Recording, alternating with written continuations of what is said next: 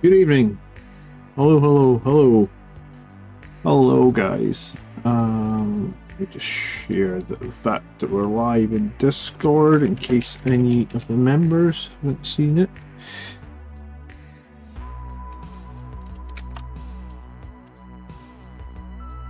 Go.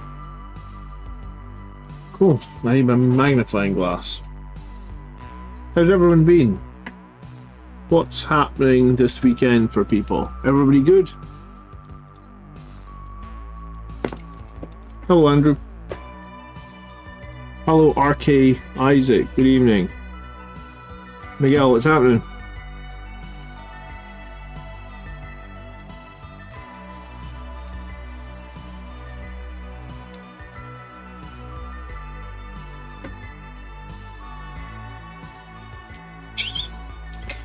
Hello, Mark.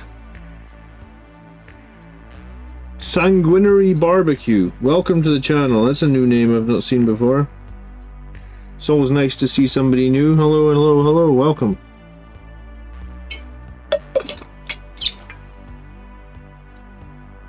Sanguinary Barbecue. What are we barbecuing, dude?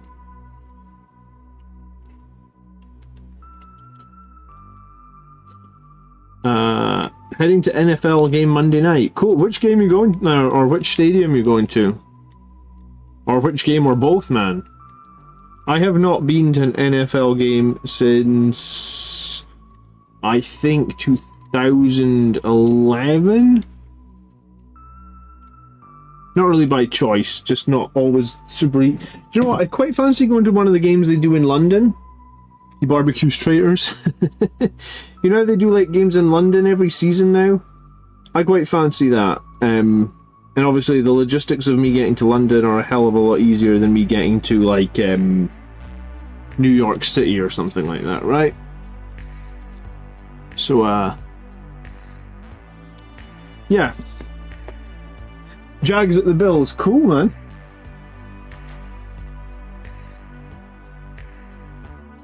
I've only ever been to one NFL stadium, which was the MetLife Stadium. What am I looking for? I'm looking for Mechanicus Standard Grey. Mechanicus Standard Grey. I'm going to need some Lead Belcher at some point. Maybe you want Mephiston Red. Mephiston Red. Maybe we want a white. Maybe we want Ushati Bone. And Zandri Dust would also be a good one to have. Yeah, okay, cool. So we're just gonna, I'm just slapping some colors on this chaplain because I didn't realize till this week that I was using this chaplain in my army list, and he's got like, well, arguably he's got two colors on him, black, and I painted the belt really badly. So this chaplain needs some love. So we need to get three colors on him. So I guess that's a good place as I need to start. And, you know, I'm probably going to need some Dawnstone as well. Dawnstone. And then I might get on Jump Intercessors, depending on how tired I am. I'm drinking, like, look at this coffee. It's basically tar.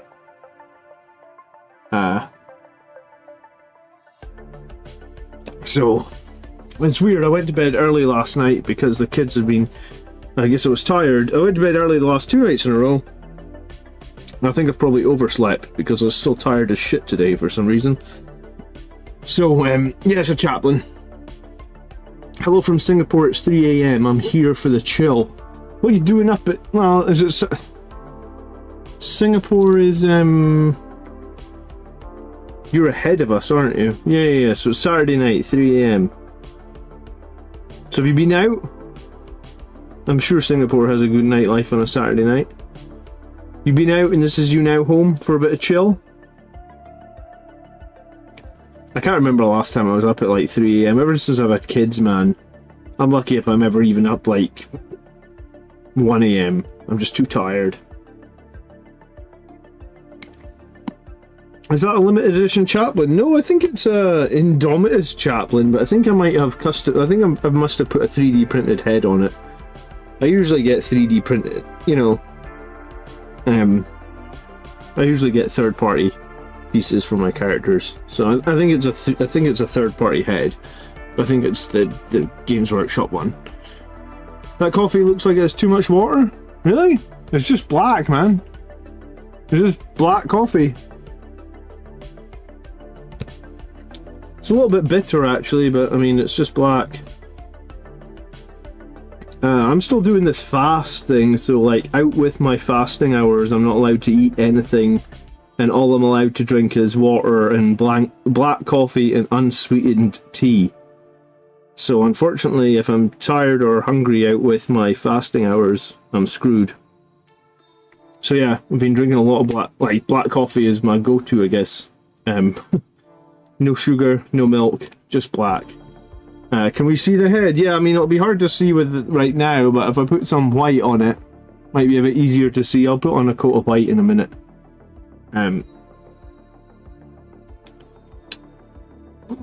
Cruel says, hey everyone, I just bought the Blood Angels army set as my first army, excited to join the hobby, glad to see some painting, I'm still building the models. Well, welcome. I feel like the painting is a lot more fun than building the models, dude. But yeah, I figured like quite a lot of people seem to have decided to join the ranks of the Blood Angels with that new army set. This red paint is super thin. I try to just make it thicker, it's still super thin. I need to make it even thicker, hold on.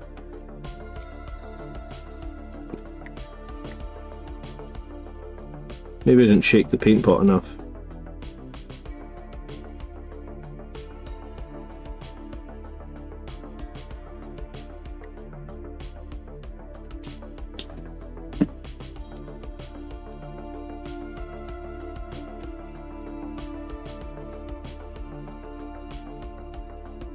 A little bit better. I'm gonna do like a red cloak on this guy. I know sometimes you can do the robes in various colors, but I think I did a Mephiston red robe on yeah, I did a Mephiston red robe on the Mephiston model, and it turned out pretty nicely. So I guess this is what we're doing. A Mephiston red cloak. I don't even know what this is. It's like a loincloth, I guess, that goes up through his chest piece. That's what we'll do.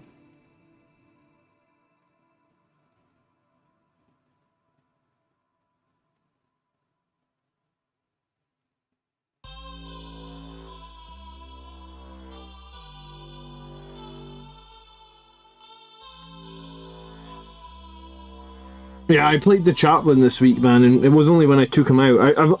I very rarely, if ever, field a firstborn chaplain. Or sorry, on foot chaplain. It hasn't been really something that's ever been a staple in my army list. Like, I've been playing Warhammer for like 20 years, longer even, 30 years, and I very, very, if ever, field a chaplain on foot. So, surprisingly, it's a model that I don't have painted. Same as, like, I don't have really that many Death Company on foot, not painted, painted, because I never really fielded Death Company on foot. It was always Death Company with jump packs, right? So, I guess when I pulled this guy out of my army case this week, I was like, oh crap, I forgot this guy had no paint on him, because I've barely ever fielded him. So may as well get some paint on him. Don't feel too bad if he's three color minimum. I was quite far on with that unit of jump intercessors, so I kind of want to go back and finish them. I'm quite far on with both squads of my Outriders, and I keep finding them super useful in my army lists.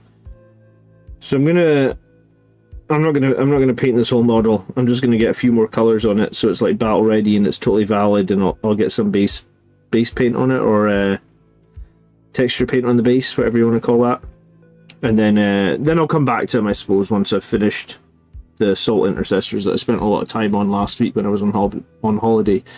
Been building, RK says 9, been list building, and I'm curious how you think of adding a Sanguinary Priest or Apothecary with the speed of the Primarch to Assault Intercessors with a Captain. I mean, Assault Intercessors are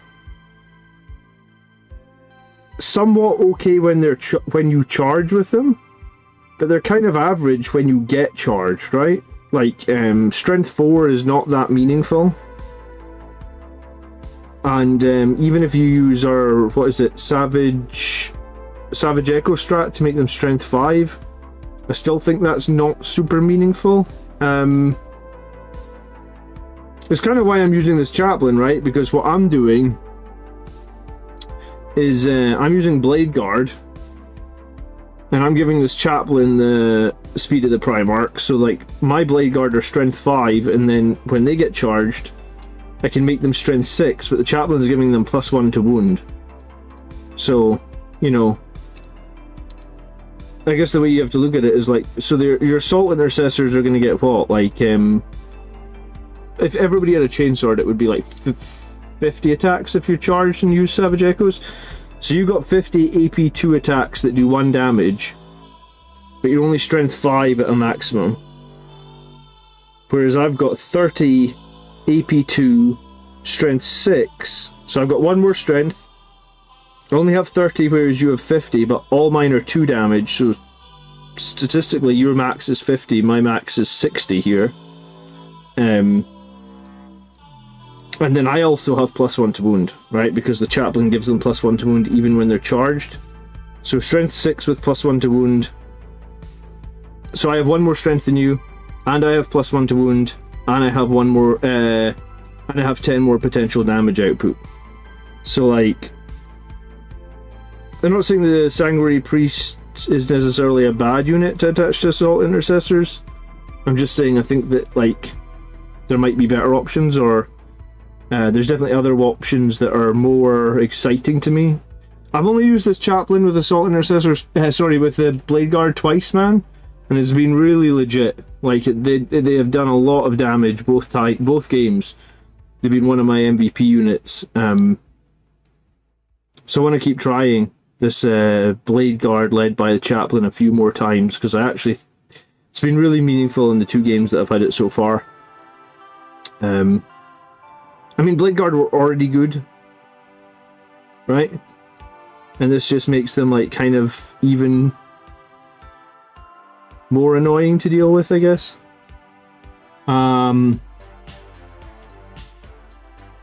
Sleepy says he's hoping for the Blood Angels pre-orders next week. I think the rumor is the first week of October. So yeah, maybe the pre-orders will be up in like a week's time, and then the models will actually release that first or second week of October. That could be right, Sleepy. Savage Raider, I just want to say thank you to someone who's new to the hobby. You helped me a lot in starting my Blood Angels army.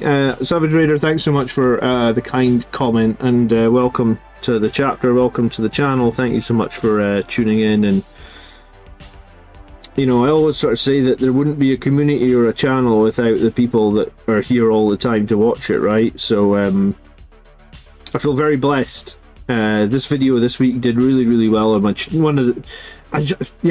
kind of pinching myself at the moment, because it seems like the channel is just going from strength to strength.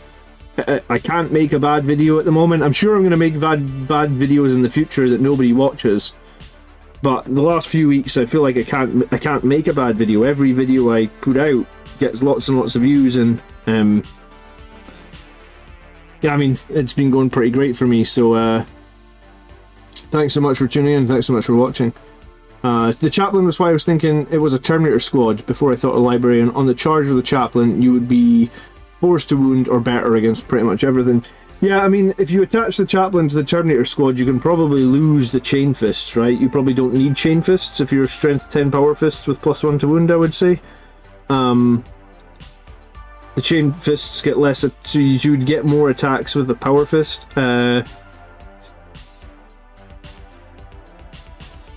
So before the codex came out, I was running the jump pack chaplains. You know, the 2 of them. I ran 5 Death Company, 2 squads, 2 squads of 5, both led by a chaplain. And the great thing about the chaplain is the +1 to wound when you are charged, because most of the time when Blood Angels are charged, it's really hard to do meaningful damage in combat when you're charged. So the chaplain really, really helps with that. So Death Company have lost a lot of their damage output, but Blade Guard, like, essentially have lost none of their damage output, right? So my thought was to give the Blade Guard a few more, and I like Blade Guard, and I think I liked Blade Guard before, and now you can fit 6 of them plus a character and an impulsor, which is just generally much better. I just played against a local Blood Angels player yesterday as AdMech robots detachments, and yeah, lag is pretty good. I think lag might be better than Sons of Sanguinius. I mean, people's initial impressions about it were the fact that we lose fight on death, but I also feel like fight on death is not necessarily a trap, but I feel like if you play a lot of the old detachment, you did just get into a habit of like, I need to save 2 CP for fight on death. And that was a huge part of the strategy of that detachment, was just like, anytime anyone charges you, 2 CP fight on death, and you usually do like a lot of damage when you fight on death. Which is not the worst thing in the world, but it's not a very engaging mechanic. You know, just going like, alright, well, I'm just going to save CP to fight on death every single time. So I think the new detachment being a little bit faster, being a little bit different, I've only played it twice so far, but I've enjoyed it, and I think it might just be more fun. And I think if I had to trade fight on death for advance and charge, which is what we have now, I'd probably trade it, because I quite like advance and charge, especially on Centurions. I don't know if you guys saw my Centurions this week, but my little squad of 3 Centurions did about 45 damage to 2 different knights. I felt very justified after that battle. I was like, oh my god, Assault Centurions in the new detachment are brilliant. I mean, they still have the same issues they have in that they're super slow and it's hard to get them in position, but if you can get them in position, damage coming out from them is ridiculous, right? If you want to make a bad video, you should just do one about how much you love the new Sangreguard model. You know what? It would probably still get a lot of views, dude, because lots of people would want to come and tell me that I'm an idiot and I don't know what I'm talking about, right? So, yeah, maybe make a video on how much I mean, I don't necessarily hate the new Sangreguard models. I just think that they still need wings, and the new helmets are horrific, so I'll use third-party parts for the wings and the helmets. I think a lot of people will do that, though. Hello, Francis. Good evening. Evening, Eternal Crusader. You're going to begin work on a Warhound tonight. Good for you, man. I don't even want to know how much you paid for that.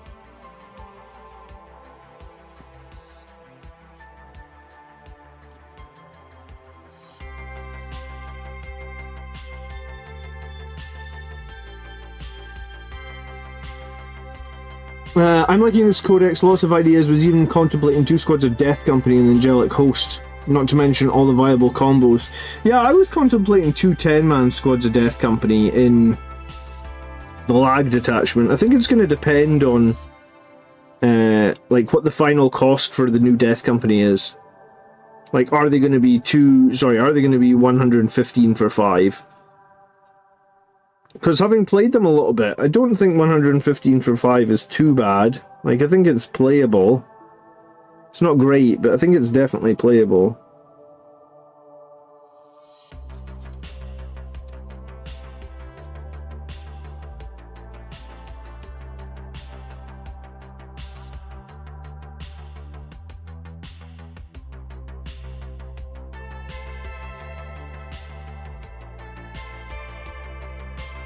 Does anyone here bother with sub-assemblies? I know a lot of people that do sub-assemblies, man. In real life. And if you watch YouTube, there's a lot of people that do sub-assemblies on YouTube. I would say, I think the people that do sub-assemblies are probably at a higher level of painting than I am. I think possibly one of the reasons I don't do sub-assemblies is because you can play with the models earlier, right? Like, at this point, I literally just need to slap some base paint on this guy and like one more color and I can play with them. And I'll play with him, yes, in a super unfinished state, but you'll have 3 colors on him, so it'll be like tournament legal. And if he does really well, then like, I've got a whole drawer of I've probably got like 100 plus half painted models, right?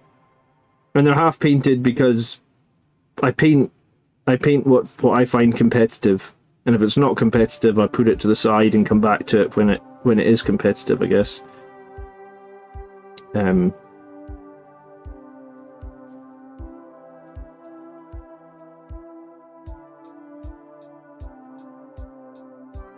But yeah, the other thing as well with me is, like, I got 2 young kids, so I don't even know, like, if I was doing sub-assembly, I find it hard to get anything finished as it is. If I was doing sub-assemblies, I mean, it would help for doing, like, the rims on these guys' feet, because I can barely even see the bottoms of their feet because of this fucking cloak.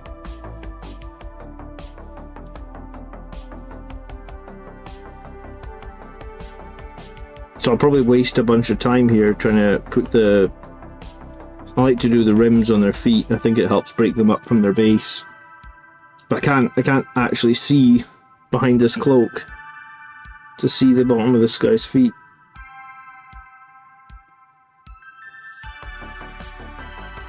So I'll end up making a right solder in there and have to come back and fix it.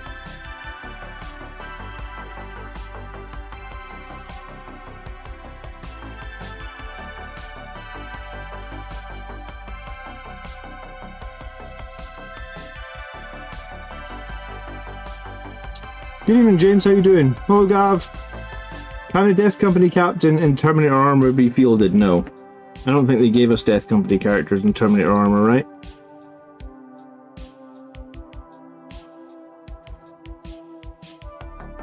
It's a little bit sad that they didn't. I think they gave us on foot or with jump pack. No Terminator armor for Death Company. Which doesn't really like, within the lower context of itself, it doesn't really make sense. Because anyone can fall to the Death Company at any time, and they technically could be wearing Terminator armor. I mean, Sanguinary Guard models could fall to the Death Company, right? So it doesn't make a lot of sense that we don't have that option, but that's what they did.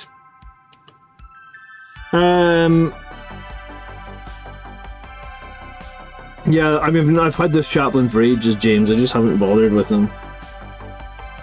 I don't really ever field chaplain on foot. It's not really, like, I've never really fielded Death Company on foot. I've never really fielded Vanguard veterans on foot, Assault Marines on foot. I mean, for the last God knows how many years, it's always been jump models that I've fielded. So this chaplain has been sat in a box probably for like 5 years. Probably with, there was a chance he was never going to get painted. You know, I actually do like it when they make a change to the meta and they help get some of your old stuff painted. Like, I like that, I guess. Foot. Yeah, if you've been watching my channel for a while, dude, you'll know that my accent is a bit ridiculous. There's some other words that people make fun of me for, and I can't remember.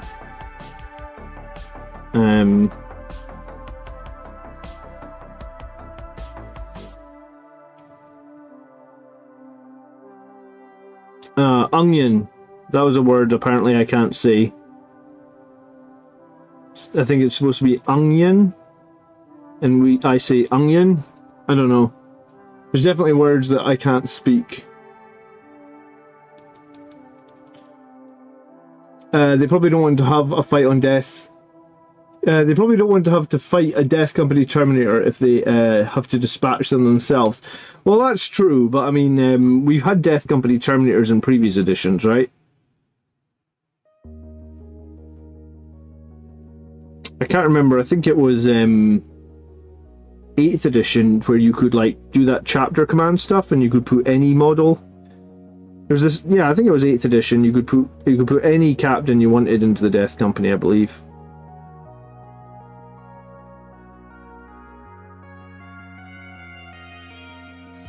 Do you know what? I'm actually maybe going to paint the top of his gun red. I thought I was going to go with the underside. I've changed my mind.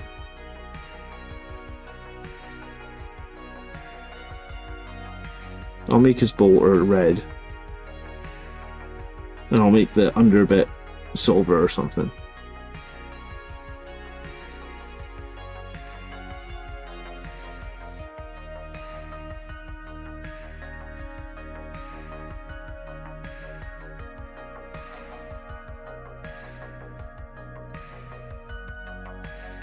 Hey Almarto, good evening.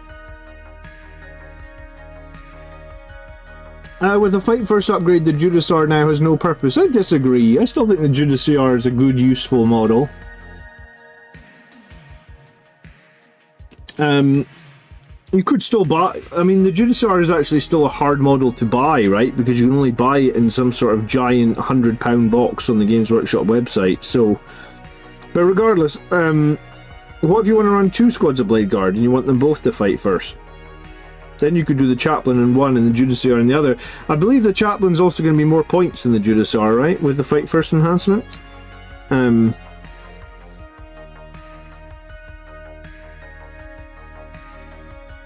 Yeah, no, I don't think he necessarily makes the Judiciar as redundant as you're saying he makes them. I think there could still be situations that you want a Judiciar. He's got lethals, he's got precision. He's got dev wounds, he's got precision. You can take the Gift of Foresight enhancement now as well, which means you can guarantee dev wounds from the Judiciar, which is pretty nice, right? I mean, I'm certainly enjoying playing the Chaplain with the +1 to wound on the Fight First. But as someone who's run a Judiciar a few times throughout the edition, and last edition when it was Fight First, I still think it's good.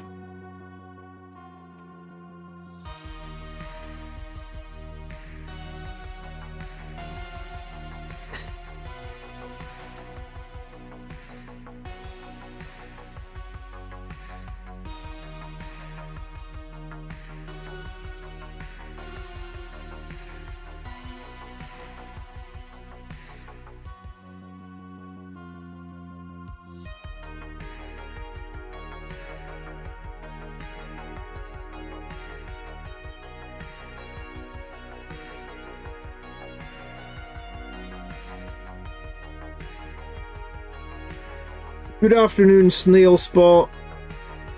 Elmarto got a meaningful kill last game with the Judiciar. Yeah, Judiciar's got some weird rule as well, right? Where, like, when he kills stuff in melee, he gets, like, more attacks. It doesn't happen very often. But, I mean, it's cool when it happens. I don't know, I think that... Like I said, that I thought that this new edition would make Impulsors even more strong for Blood Angels, right? And I think you could easily run 2 Impulsors with 2 squads of Blade Guard, both led by a character. I think that would be strong. I think it would be somewhat cheap in terms of points investment. You know, like, if you think about, like, a Blade Guard stick, a 6-man Blade Guard plus the Impulsor, it's quite a bit cheaper than the Sangry Guard at the moment. And they're very similar, and in some ways the Impulsor does have some advantages in that, like, it's going to go and run off and do actions and stuff for you after you disembark your units, and they're probably going to be busy dealing with your units to deal with the Impulsor, right?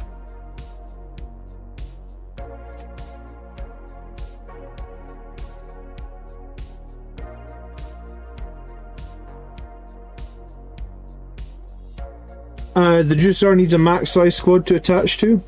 I think most of the time when you're attaching an expensive character, you want a max-size squad. I think there's very few characters that like excel on small-size squads for Space Marines. I mean, the Captain with the 5 Assault Intercessors is fine. The Captain with Company Heroes is fine. But beyond that, like, what else have we seen that actually wins tournaments with small-sized squads? I don't think that much, right?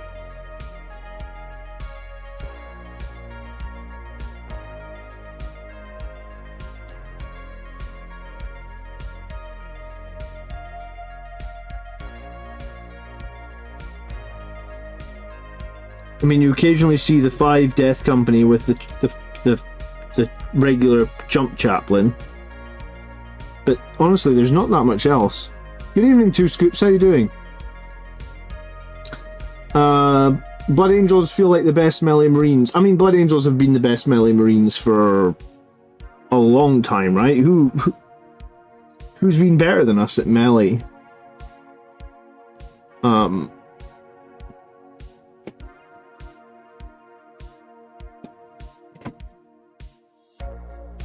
Hello Den, brand new to 40k, want to get into the hobby with Blood Angels and I've been eyeing up the new army set, but I love the lore behind the flesh tears. I'm confused about Seth.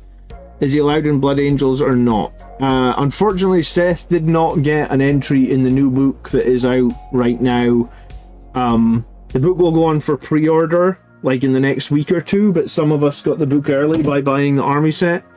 So because Seth has no entry in the army book, essentially, if you're playing Flesh Tearers, you're playing non-named. You don't have a special named character anymore, I guess. It's a bit weird. You can't even buy the model at the moment. It's made to order, which means it only occasionally goes on sale.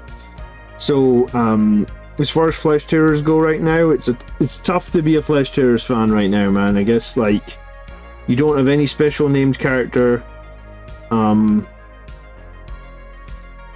don't know when you'll be getting them back. We don't know when you can even buy the one that they used to have.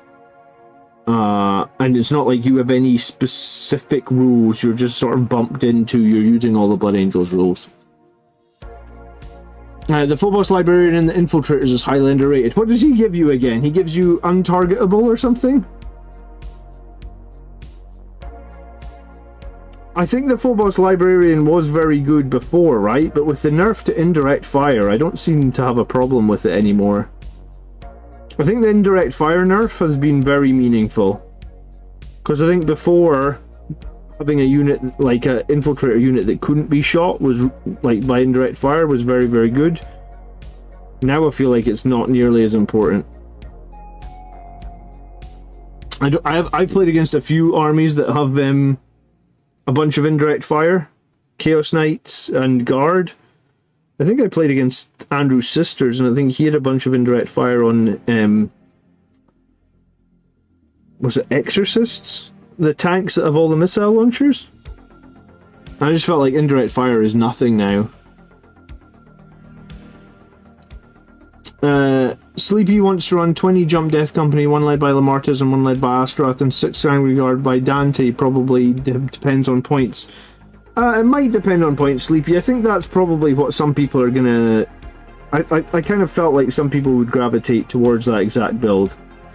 I think that build will probably be somewhat decent. I guess the question is the Impulsor, like a build with like 1 Death Company and 1 Sangry Guard and some Impulsors, is that going to be better? I think they're going to be similar. I like Impulsors, so I think they're very, very useful in terms of getting your secondary points up. But who knows, right? It's early days, I guess.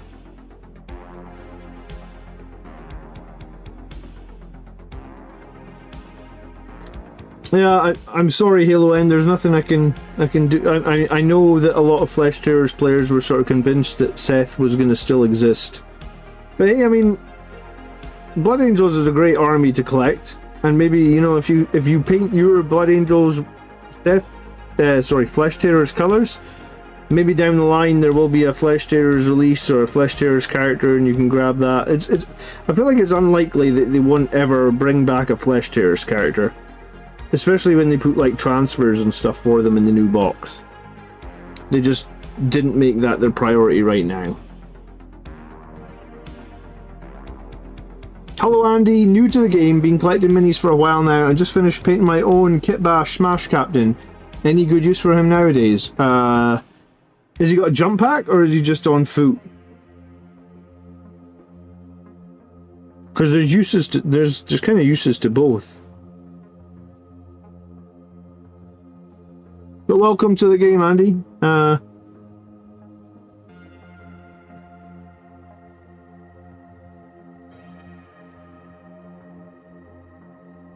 this will be why my channel has been popping off these last few weeks. We had like 5 new people in the stream tonight already. Welcome, guys. Thanks so much for tuning in.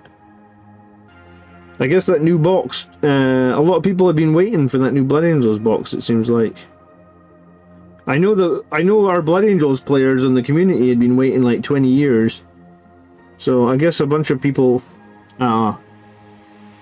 Is this chaplain a kit bash? I think he's got a custom head. I don't know if any more of him was kit bashed, honestly.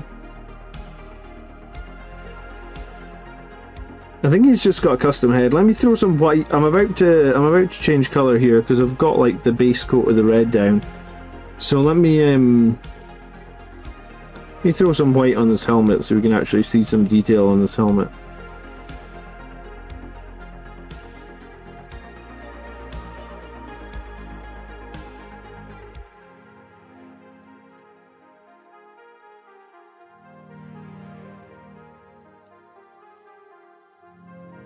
Color doesn't dictate your army. Paint your Marines flesh tearers if you think they're cool and have no restrictions with using Blood Angels characters. There you go, that's actually the best answer, Chase. Yeah, exactly. You call them flesh tearers, but you include a Blood Angels character or whatnot. It makes really no difference. I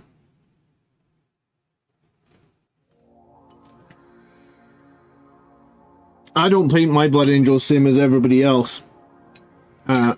I came up with my scheme like 20 years ago when there was no internet to tell me what was right and what was wrong.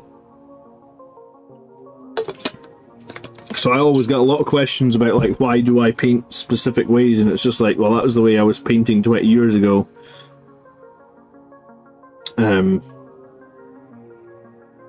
So it is what it is, right?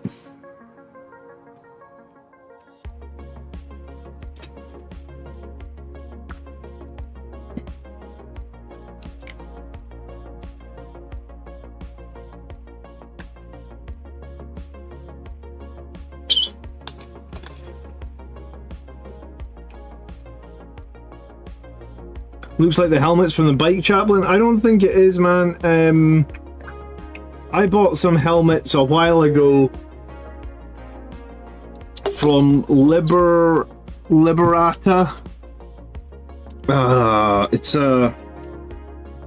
It was like a third-party bits website. I'm trying to think where my bike captain is. Is he behind me?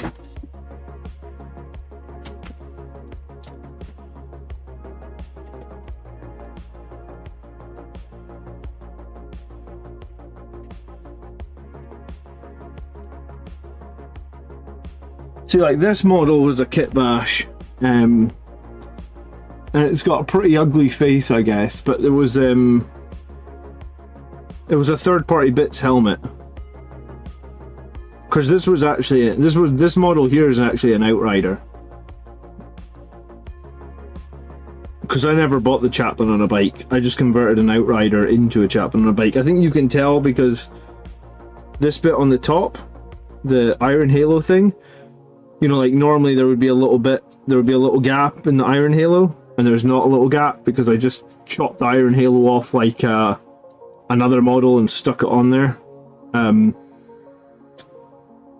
So yeah, and that's a firstborn Chaplain's. You can tell the hand's like a tiny little bit smaller than the arm, because this is a firstborn Crozius. I think it's the Blood Angels winged Crozius, right? But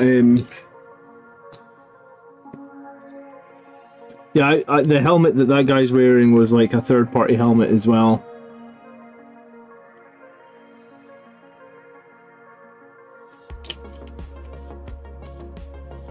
I miss the old bikes. Yeah, I felt a little bit sad having to put all the old bikes into Legends, that's for sure.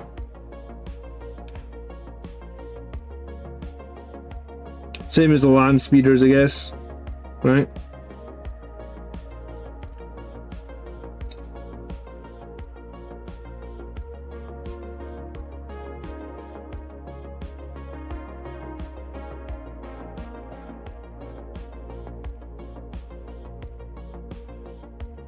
I actually think this is like a bit of a weird skull that's supposed to have like a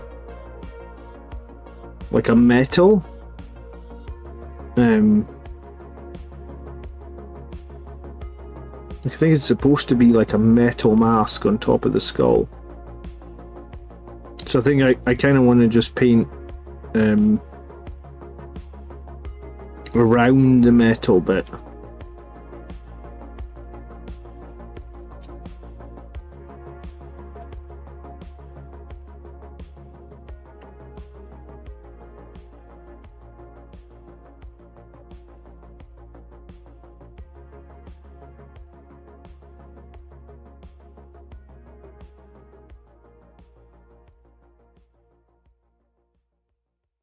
So yeah, I don't remember exactly where I got these heads from, but yeah, I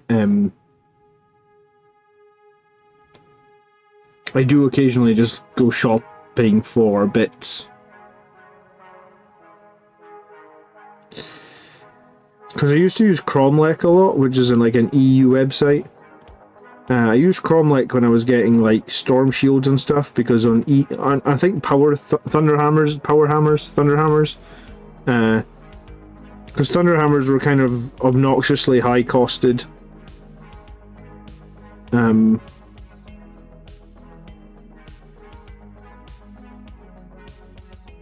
I know Cromlech were doing them for like £2-3, and eBay were doing them like 2 or 3 times more expensive.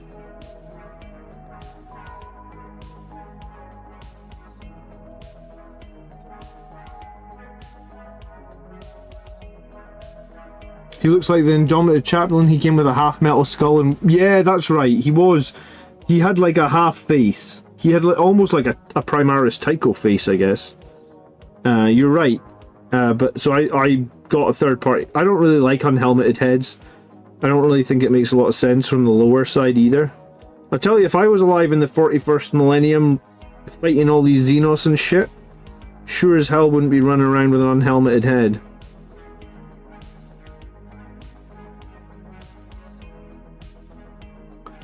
I may be dumb, but I'm not suicidal. So yeah, none of my Marines really have unhelmeted heads. Very, very few. Like out of like 1,000 Marines, maybe like 2. And they're probably like sergeants that came without helmets way back when. I just painted them the way that they looked at the time, I guess.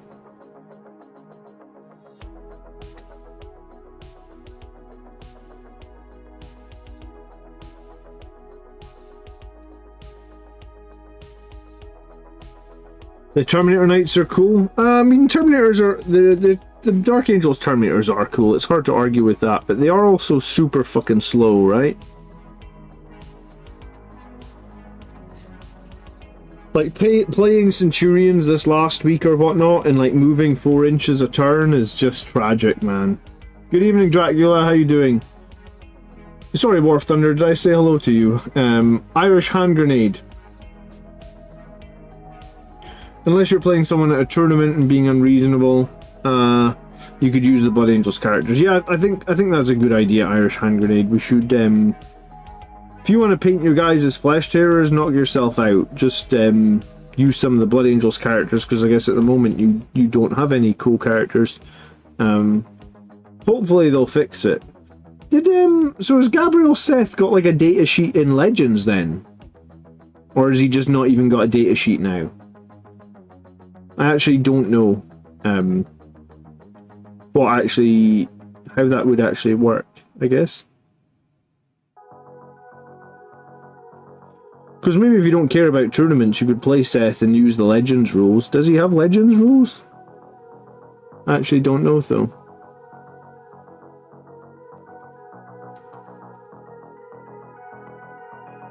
Anyone in chat know if he got Legends rules?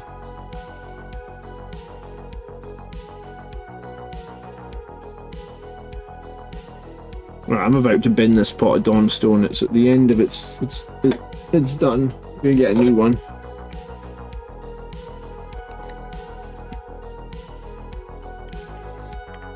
I love the Sergeant without a helmet. Blasphemy. Like Tom Sizemore in Black Hawk Down. I mean, I did like Tom Sizemore in Black Hawk Down. I liked him in Saving Private Ryan as well, actually. I watched Saving Private Ryan for the first time in like 20 years the other day. That's a good movie, man. If you've never seen it, it's a great movie.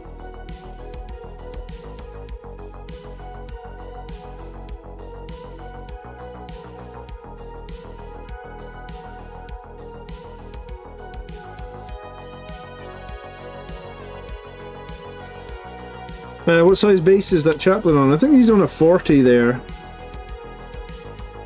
Because there's a jump intercessor on the 32. I'm sure it's the Blade Guard size base.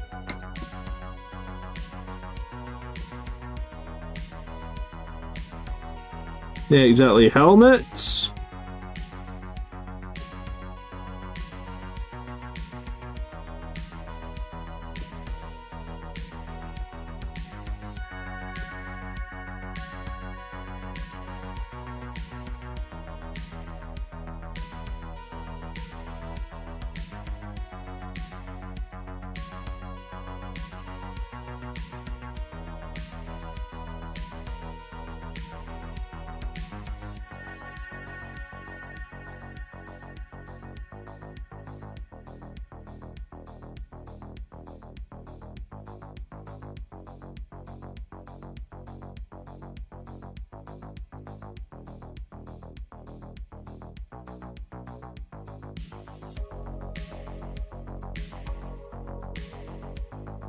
Weird knowing the guy that plays Jaime Lannister is in Black Hawk Down. Was he? I can't place him.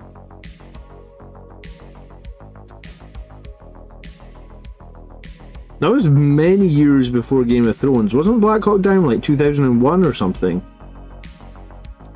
Because that's when like was it Josh Hartnett was like pretty... Because he's in that movie, right? So was Ewan McGregor. I think. Was it Ewan McGregor? Man, it's been a long time since I watched Black Hawk Down. Might have been someone else from Trainspotting, actually. Or maybe it was both of them.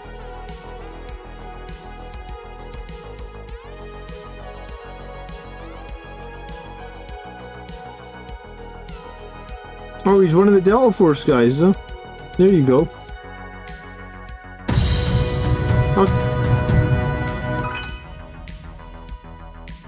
War Thunder donated $5 via Super Chat. John, what's your preference, a Dreadnought now? War Thunder, thank you so much for the 5. What's my preference on Dreadnoughts now? I think the Ballistus is totally fieldable. I mean, it's not a great preference for Blood Angels because it's like a ranged Dreadnought. But I think at 140 points, I think the Ballistus is totally fieldable. I've played the Brutalis one time at 160 points, and I thought it was okay. Did some good damage, but then died very, very quickly because obviously it's got to be in melee range to do that damage, and then, you know, people are going to pick it off pretty quickly when they realise how much mortal wounds it can do, because it can do like 12 mortal wounds when it charges. And then, unfortunately, I think the Redemptor is crazy overcosted. I believe it got made so expensive because of Ironstorm. Damn, those Iron Hands players always fucking shit up for everybody else. So I think your options are... And then the Death Company Dreadnought's way too expensive. If the Codex points are correct at 220 points, I think you just never play it, and you just play the Brutalis. I mean, I think the Brutalis is probably better and 60 points cheaper. So I think your choices at the moment are Brutalis and Ballistus. Maybe things will change, but yeah, maybe if you're running Ironstorm, you can run the Redemptors. I don't think they're good for Blood Angels. I've got 3 of them fully painted, and I friggin' love having fully painted models, because it means I can just pick them up out of my cabinet and go play with them. But like, I don't know how you fit a Redemptor into any of my army lists, because I don't think it's good enough. Thanks so much for the 5, War Thunder. You're always supporting the channel. It's very much appreciated, dude. What are you playing at the moment?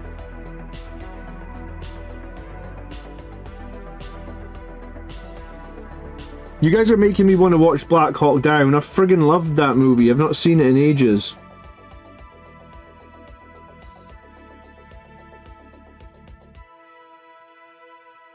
I've said it a few times on my stream. That's one of the good things about getting old, is like, you get to a point where like you haven't watched a movie in like 20 something years and you can enjoy it again. It's like a brand new movie for you.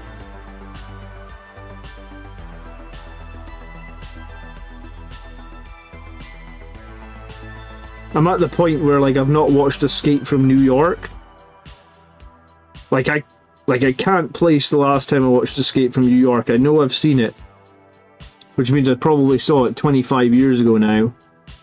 So at some point, I know that they're just bringing out like a 4K version of Escape from New York. Kurt Russell, so I'm gonna get that at some point, and I'll enjoy it like it's a brand new movie. 40k Golden Guardian, good evening, how you doing? Eric Bana, Spud from Trainspotting, and Jacek Isaac was also in Black Hawk Down. Megacast similar to Thing Led Line. Yeah, the guy from Prison Break was in there as well. I forget what his name was. Kind of forgot Eric Bana was in it as well. Yeah, Black Hawk Down was a great movie. Really enjoyed that movie.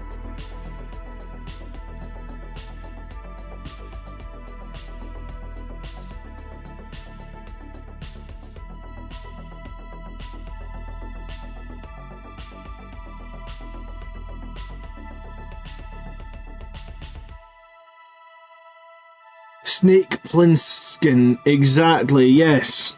I love all the John Carpenter movies. You see my giant obey picture behind my head? From They Live?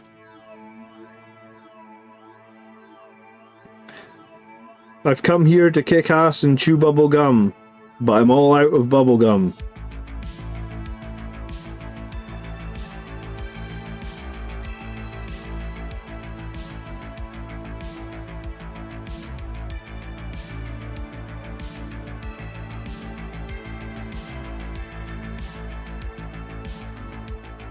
Assault on Precinct 13, was that the... Because Assault on Precinct 13 got like a remake with Morpheus from the Matrix. I assume you're not talking about that version of it, right?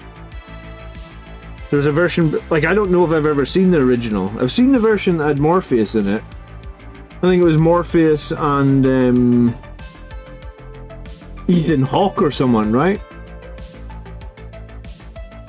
John Carpenter's The Thing is one of the best. The Thing is a brilliant movie. It's one of the ones that I own on 4K. And yeah, I mean, it's the effects haven't aged that well. Some of them have aged okay, but I would say overall it's not like a scary movie anymore because the effects haven't aged particularly well, but the movie is still a brilliant movie. I love the ending to The Thing. I think it's one of the greatest endings ever because well, yeah, no spoilers here. I know it came out in like 1983 or something, but we won't spoil the ending. But the ending's great.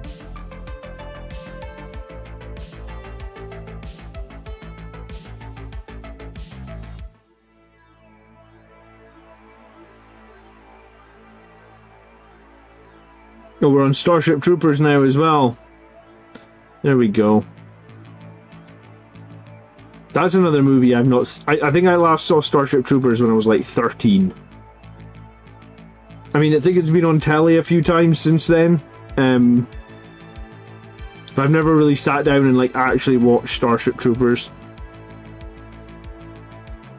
So yeah, I guess I've not seen that in like 30 years now, give or take. It's crazy, man.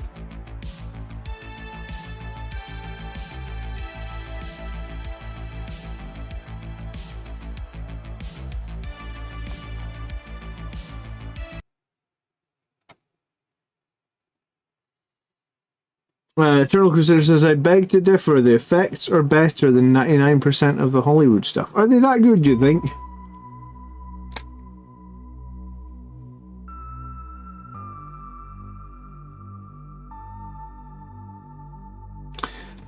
Well, I mean, I think some of the effects were probably like claymation, right? So some of them definitely look a bit...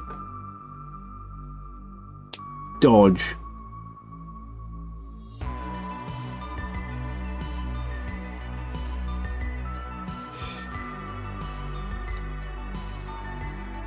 Yeah, I like David Keith in the fight in They Live. I think he's pretty awesome in that.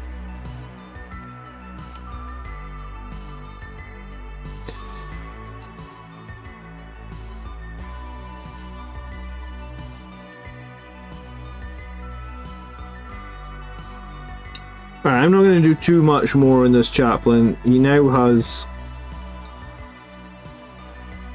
Well, I guess this is color 4 going on. So he now has enough colors where I just need to put some base paint. So I'm gonna just put some base paint on him here in a second and then go back to the Assault Intercessors. I was getting pretty far with the other night. At least you can tell now that this guy is a chaplain.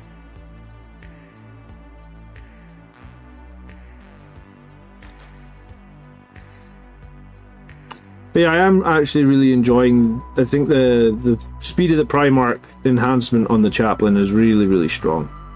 I think you probably do it on Terminators as well. I know I've been using it on Blade Guard, but I think we're gonna see some interesting speed of the Primarch combos for sure. As we see more and more people like start playing the new. Who all has actually played a game with lag, right? Like I know technically you can't really play lag yet because we haven't got finalized points and stuff like that. But who's all been using it? Has anyone? Who's all had a game of lag? What do you think about it?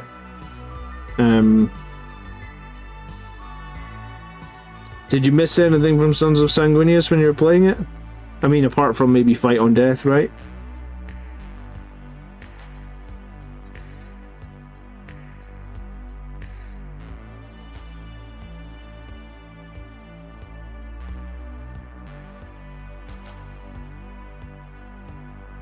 I'm sorry to hear that, Bad Francis. That would have been cool. Tabletop Warrior Trooper is going to watch Alien tomorrow. I want to see the new Alien movie, man.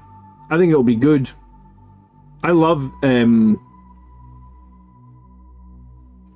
first two movies, right? Alien and Aliens. Oh, they were both brilliant movies.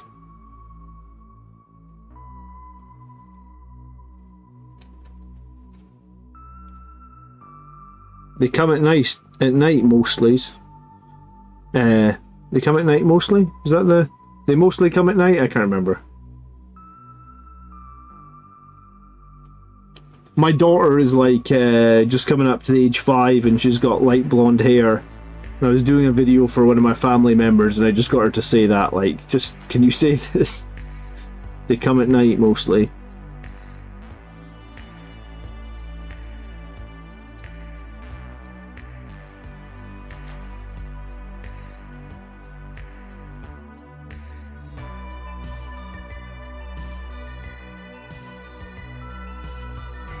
I never played Alien Isolation. I've read one of the new Alien novels.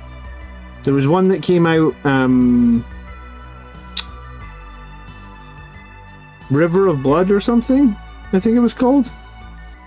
I read it recently, actually. It was on Audible. I have like a half an hour commute every morning to and from work, so I usually just get like a chapter in on Audible.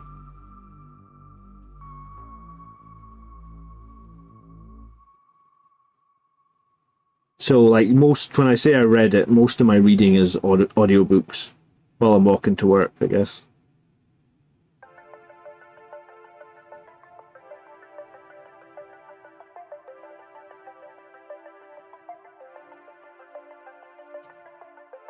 But yeah, the book that I read was like the prequel, where it's all like the people in Hadley's Hope. It's like the people in Hadley's Hope getting sent out to investigate the, you know, basically where the movie starts, basically.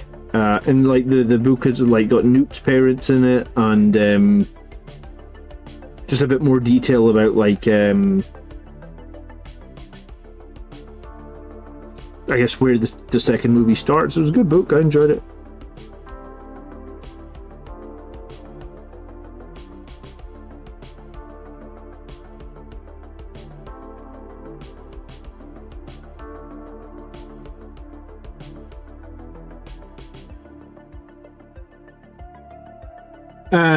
Snailspot says that he's seen Art of War playing lag in their members only section. Okay. Yeah, I mean, I guess some people are waiting on the points, and some people still are doing tournaments with the old. Like, if you went to a tournament tomorrow, you'd still be using the old rules, right? I haven't signed up to any events at the moment. I am going to... I know there's an event going to be pretty close, like a 45-minute drive from where I live. So I'm going to be signing up for that as soon as tickets are available. But they haven't quite managed to finalize the venue, so... I've been just playing the new Detachment because I figure that that's like at least 2 months away or something, so by the time that event rolls round, the old Detachment will be history, right?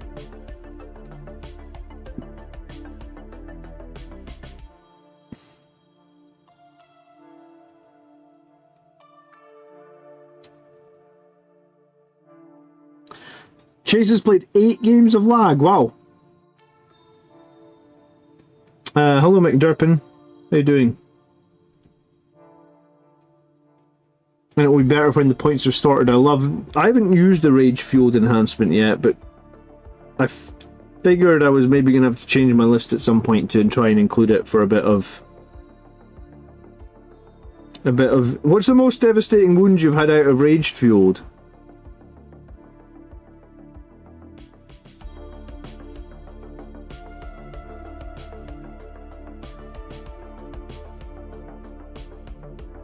We're calling Liberator Assault Group, which is the replacement for Sons of Sanguinius Detachment. We're calling it LAG because that's the abbreviation. It is a bit of a weird abbreviation, but I mean, that is the official Liberator Assault Group. I don't really know why they didn't keep SOS, but that's what we've got, so that's what we're calling it. I hope that's okay. What model is that? It's a chaplain from the Indomitus box, I believe. It's quite an old one. I'm just doing it because I've never really had a firstborn. Sorry, I keep wanting to call him firstborn. I've never really had an on-foot chaplain in my lists, and this guy is on foot, and he's been pretty useful actually the last few weeks. So I figured I just need to get... I actually pulled him out of my army box this week and realised he had no paint on him, and I was like, shit, he's just black. And I don't like using models that have no paint on them on like the live battles. So I suppose I suppose probably one of the reasons I don't do sub-assemblies, right? This way I can just slap some paint on him and be like, yeah, he's definitely not finished. But if you look at him on the table and if he's on the stream, you'll know exactly what he is, right?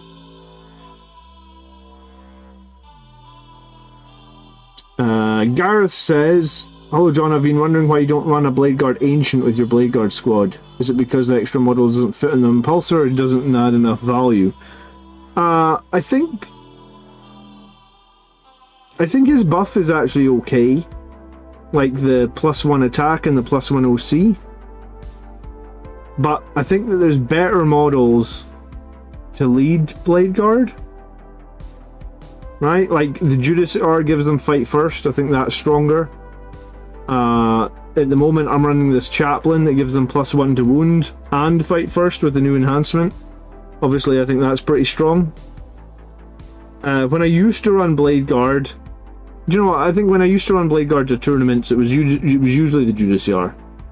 I felt like the fight first was it just made it difficult for people to engage the Blade Guard, and I'd usually have them quite far forward, and I'd usually have them on an objective, and yeah, I mean, I don't hate the Ancient. I do still think it's a little bit silly that he's got Blade Guard in his name and he doesn't have a blade, but in terms of like his +1 OC and the extra attacks once per game, it's fine for the points you pay for him. But yeah, I don't know. I've never actually built... I think I've got 2 or 3 Blade Guard Ancients because I bought Indomitus myself. I traded my half of the Tyranids for another half of Space Marines. And then Andrew kindly gave me tons of the Space Marine stuff because he bought a box of it but only wanted the Nids. So I think I had 3 copies of the Space Marines from Indomitus. So I've got 3 Blade Guard Ancients and I haven't taken one of them off the sprue. I may even have used one of them for a proxy for something else. So yeah, I'm not entirely... It's not like I hate the Blade Guard Ancient, I just think there's better options. And also once per game abilities are kind of like, ugh. You know, I'd rather have something that benefits me for the whole game. Even if I have to pay double the points, right? Because like I know the Blade Guard Ancient's like 40 or 50 points. He's one of the cheapest characters actually. But I'd rather have something that benefits me for the whole game and pay 20 points more probably. James says the Blade Guard Ancient's a bit rubbish.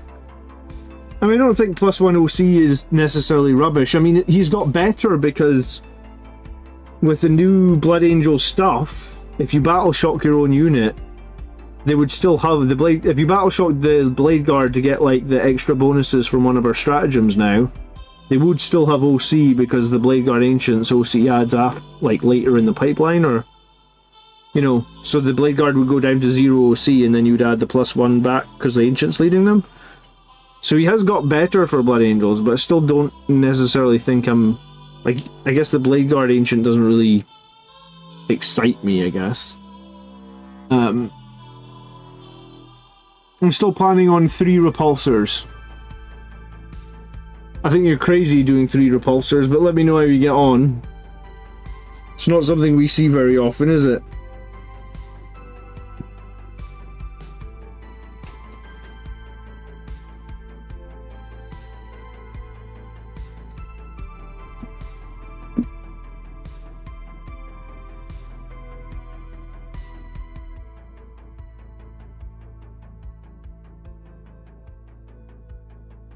The other Primaris chaplain is very cool. Where did the other one come from? What box did he come from, Snicks? No, I don't think he can be a second leader with the Judiciar, Gareth. I think he can only be the leader if it's like a captain that's already attached, right?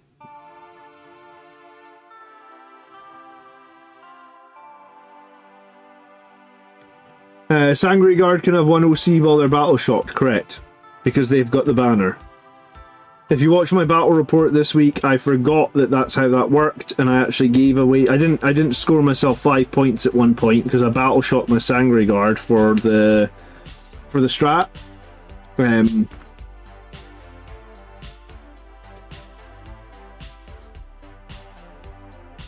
So yeah, in my battle report this week, I forgot the fact that even if Sangre Guard battle shock themselves to get the new lance and lethal hits, they will still actually be OC1, right? So I played that wrong this week on the battle report. Someone commented, someone put it in the comments, and I was like, oh yeah, I forgot. Because I guess up until now it hasn't really come up all that often.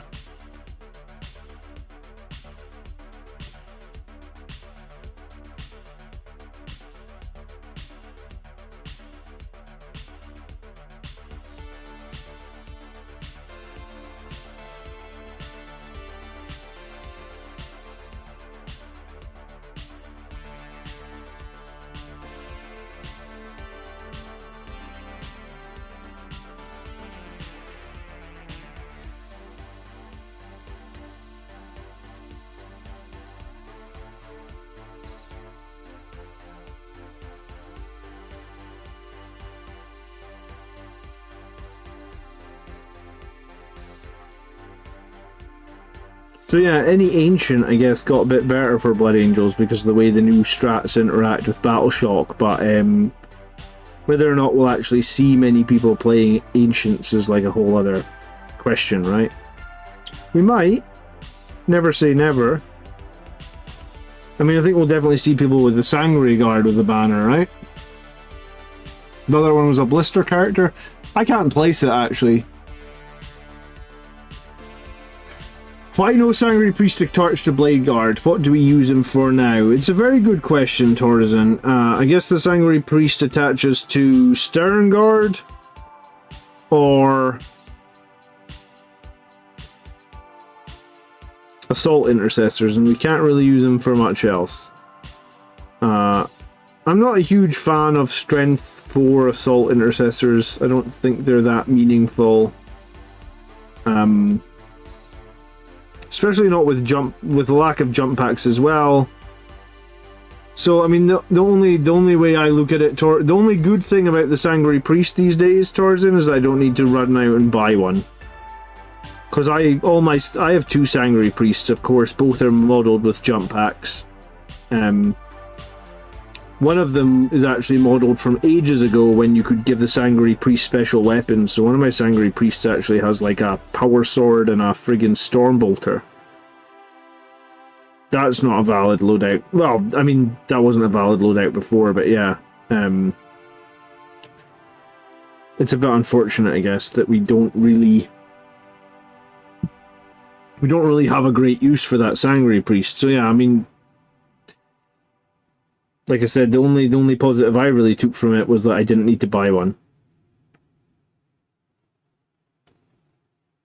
Because I buy models, I use models if I think they're competitive, and I really don't think I mean, yeah, I suppose you could make a captain that has that great enhancement. You could run them with a bunch of assault intercessors. You could get them across the board. But I don't think it's that meaningful. It's also just 1 damage.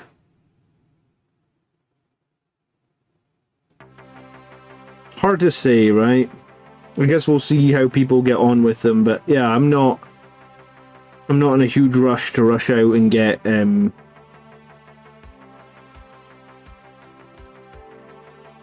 new Sangori Priest. I just don't know. If he'd attached a Blade Guard, I'd have been all over that, man. You're right. I feel like that would have been super strong, and I think lots of people would have wanted the model. And Games Workshop really don't like giving us Blood Angels players anything that attaches to Blade Guard, because we've been asking for it forever, and we're not getting it.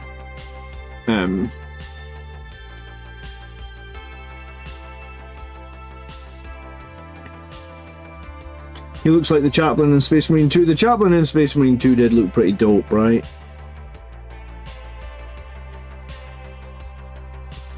He reminded me of the Chaplain from the Angels of Death Warhammer Plus TV show. I thought that Chaplain was pretty dope as well. When I was buying those 2 posters behind me, I've got like the 8th edition codex cover, and I've got that They Live poster. I was really tempted because one of the posters that they had on display was that Chaplain from Angels of Death. And speaking of Chaplains, they've actually done some very cool displays for the new Space Marine 2 game. So like there's some very, very cool Space Marine 2 displays now. Similar vibe, you know, like the helmets, the chapters, whatever you call it. I got an email about it.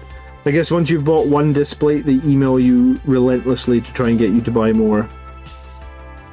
I do think displays are cool, but I do think they're kind of expensive. They always have discount codes, even like, honestly, they're kind of expensive even with 35% off. I think the 2 that I got were like 30% off, but they always have sales, and they all, like, if you're on their mailing list, like every week they mail you like a 35% discount. Like I've had so many offers of 35% off. Like, to the point where it's just like, oh, you guys offer 35% so often that, like, if I was ever going to buy one of these in the future, I would just wait, and I would guarantee that you could get 35% off of them. Best thing about the Sangori Priest is you don't have to buy one. Yeah, you can quote me on that.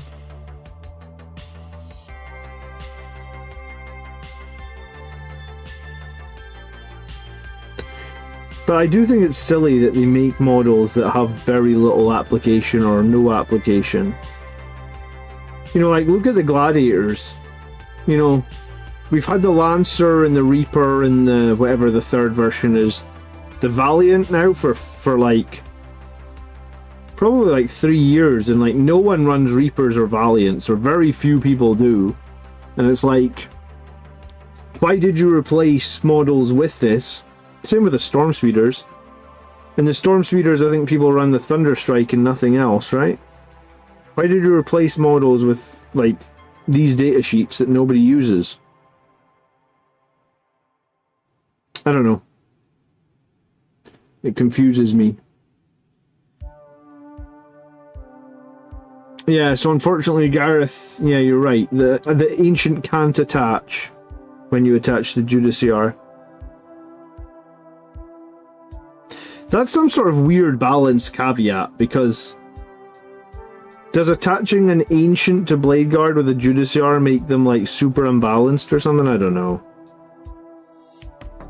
I don't think it changes too much. I think it's just some sort of weird caveat that they have where, like, yeah, I think it would have been fine if the Ancient could attach as well as the Judiciar. I don't really get why he can't.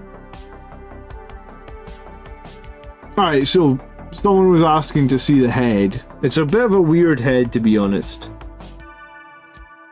But that's what it sort of looks like.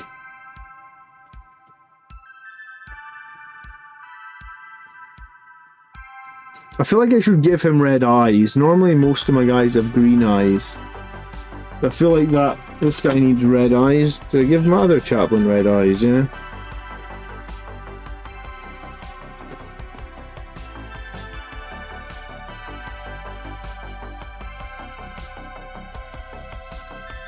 The Valiant does seem some play. The Firestorm detachment? I mean, maybe. Maybe? Okay.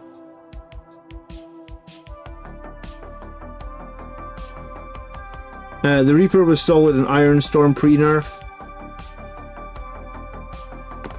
I used the Reaper a lot in 9th edition. I thought it was solid in 9th edition.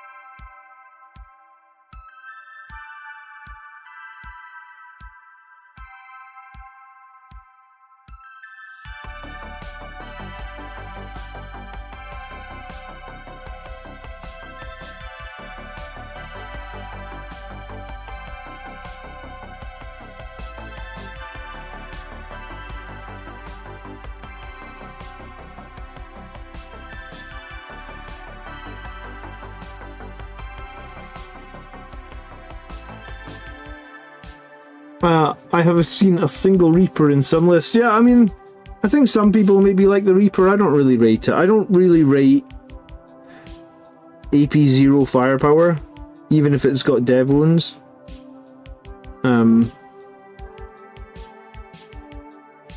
We don't see that many people taking assault cannons in general, I guess. So yeah, maybe there is. Maybe the Reaper's a bit different. It's because it's got twin linked. Assault cannon, maybe you can fish for the mortals, but or fish for the dev wounds rather. But yeah, I'm not a huge fan of the Reaper, I'm afraid. But it was much better last edition, I feel like. Teb just finished his Lamartas. Good for you, man. I haven't even got my Lamartas off the sprue yet. Not even off the sprue. Good night, Gareth. Thanks for hanging out. You have a good evening.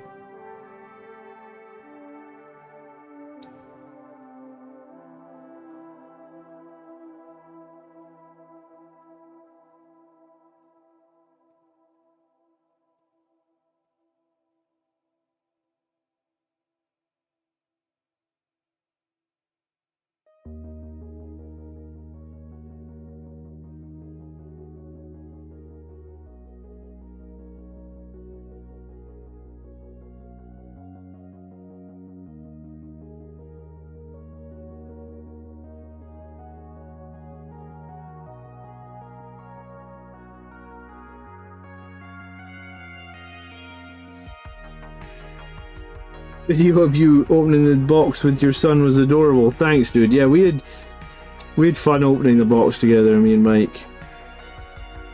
I'm looking forward to when he's a little bit older and he actually wants to get involved in Warhammer. I feel like when my kids want to actually get involved in Warhammer, I'll get a bit more time to paint, right? Because like maybe they'll want to come and paint with me on a weekend day.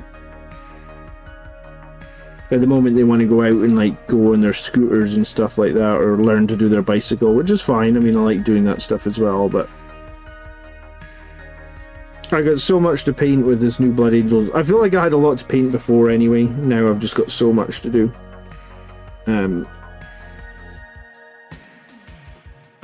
Alright, I'm going to put one more little bit of colour. I'm going to paint a couple of Puri seals white, and then I'm going to move on to another model. Thoughts on Vanguard Vets currently? No Sanguinary Priest hurts for sure. Yeah, I mean, I feel like I would still use them as 5 with Storm Shields and Lightning Claws, or Storm Shields and Heirloom Weapons Noble. I mean, I'd fielded 5 a couple of times as well. I felt like that was okay. Would I field 10 now? I feel like I'm unlikely to field 10. You're just giving up, you know, extra shots against them from blast and stuff. And the big advantage of fielding them in 10 was with the priest, right? The priest keeping them alive and stuff like that. So by losing that, I feel like if you want to field Van Vets, I feel like you still totally can, but I think I would personally field them as 5s, right?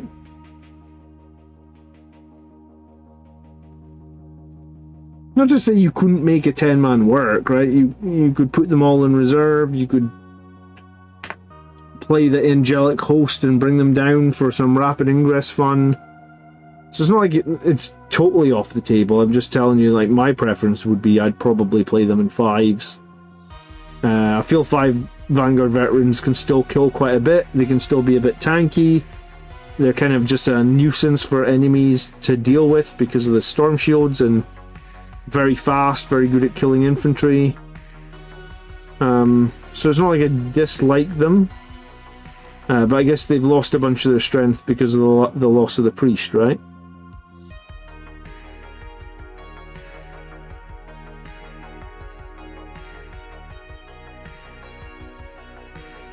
Frank says painting with your kids is great. Yeah, we've been painting one model just pure red with Michael at the moment. So I mean, he's only 2, so we have one model that's red. And it's so funny because I said to my wife, because we spend so much time with him, we can impersonate him. And he's like, my model red, Dad? Like, yeah, Michael, your model's red. He's like, okay, Dad. It's so cute, man.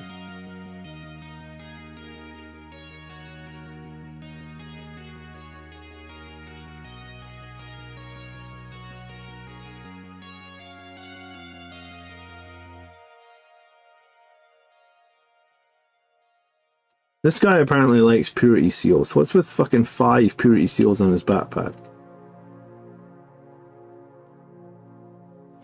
Do you think Death Company loadouts will stay as printed in the datasheet? Yes. It seems a little off. You can have 2 sergeant loadouts in the squad. I think they just had to nerf it from where it was currently, right? So, and if they nerfed it too hard, people would be really upset, I feel like. So they nerfed it like 50%. I feel like they think that they can balance that better. I think they're unlikely to change what's in the codex. I feel like they're very unlikely to change what's in the codex. Probably they'll just balance them from now on with points. And I imagine they'll get a few points increases or points decreases. It's hard to say where Games Workshop think they should land. But I think the loadout that we have in Death Company right now is going to be the loadout for the rest of the edition. I don't think the codex will change. I don't think it was a typo. I think that it was designed to just... It was designed to nerf them without nerfing them too heavily, where there's like a giant uproar and everyone's like really upset. So it was like a targeted nerf, and I think it's probably for the best, I guess, in terms of... It could have been worse. They could have really, really hurt them, but they nerfed them somewhat, I guess, right? If Vanguard Veterans melee is 5-2-1, I will accept that, but they are 5-1-1 base. Oh yeah, that's true. Yeah, so they lose one of the AP because they can't have the priest with them. Yeah, I mean, I guess that makes them worse. Quite a bit worse, huh? Like I said, I think Vanguard Veterans and 5s now are probably the option. I mean, maybe even more so the fact that I forgot that the extra AP is coming from the priest previously. So yeah, Vanguard veterans are probably they're probably fieldable in 5s, but I mean essentially they're an assault intercessor without the mortals, but with I mean they get lethals for being Vanguard vets. So basically they're assault intercessor with an invuln save, and you pay what, 25 points for that or something, because there's not really that much difference between strength 4 and 5, or I guess it would be strength 6 and 7 on the charge. I mean, there's a little difference between 6 and 7 on the charge, but not massively, right? Yeah, so I don't know. I think if you're going to play Vanguard veterans, I'd probably just advise you try and keep the squads as 5s. And how many squads in a 2,000 point list? I don't know if you want more than 1 or 2, really. I think Vanguard veterans have changed a lot.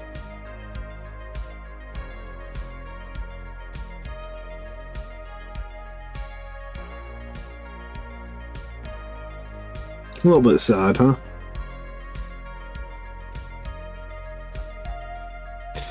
I kind of also think Vanguard veterans, they're like the last of the old guard and the firstborn, right? So I'd be surprised if Vanguard veterans in like 11th edition or the next, yeah, I think 11th edition will be the next edition. I'd be surprised if they like in the 11th edition we don't get a refresh of Vanguard veterans, possibly similar to what just happened with the Death Company, right? They're like new models, new weapon loadouts. Maybe they could have an eviscerator, I don't know. Maybe they're limited on how many storm shields they have, I don't know. Maybe they'll probably be limited on how many pistols they can have for sure, because at the moment they can have 10 infernal pistols. Can't see that staying. So yeah, a couple interesting things to discuss there, I guess.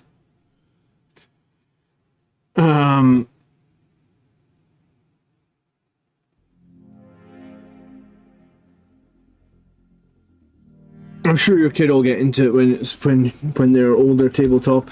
I mean, it'll also depend on how much encouragement you give, right? Because that's the way I see it.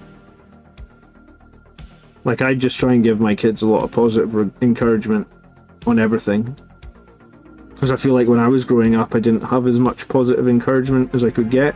And I think positive encouragement is really solid, so, you know, if you give them positive encouragement, you can probably get them to do anything, right? How do I rate assault intercessors with jump packs? I think they're great, but I only run them in 5s. My current army has 2 5s. When I won a GT like last month or 2 months ago, I had 2 5s as well. So I think assault intercessors with jump packs are great in squads of 5. I don't know if I necessarily rate the 10 all that high, but I think this 5, they're amazing. And I think you should have 2, probably at least in your Blood Angels list. Maybe 3. If you really love jump assault intercessors, you could probably go 3.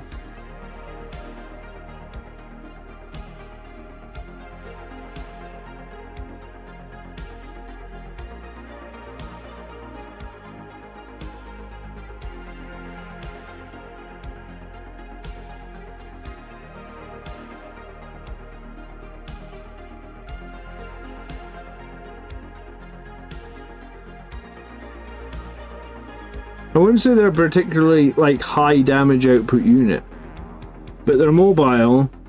They're pretty good at shredding enemy infantry. They do some damage when you go into the harder targets, and then they're very good at getting around and holding points, contesting points, scoring primaries and secondaries, right?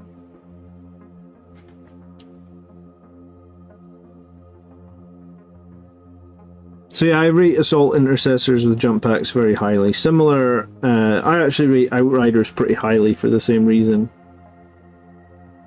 They do a bit of damage, they can be moving around quickly, they can score points. And also they're not, another thing that's worth saying is, it doesn't hurt you to lose them. You know, like, in 40k you have to give away some units, like some units gotta die. And I feel like in my list, having 2 squads of Outriders and 2 squads of Assault Intercessors, I'm always quite happy to give up one of those squads if I have to. Like, if it's going to score me like 5 points in the early game, I'm like, yeah, I'll take the 5 points to give up like an 80-point unit. Like, I got no problem giving up an 80-point unit in turn 1 or something. Because the thing is, something's always going to die. So if I give my opponent a juicy target that they think, oh cool, I can kill that thing, they're going to try and kill it. So it'll take firepower away from other things, and it'll score me points in the early game. So,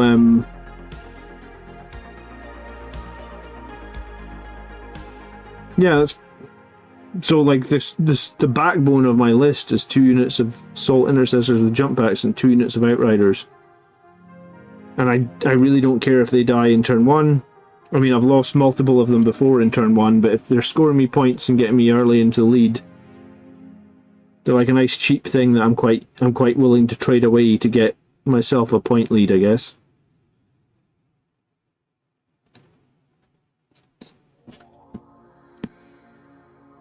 Have they changed the loadout on Death Company with Power Fists? Yeah.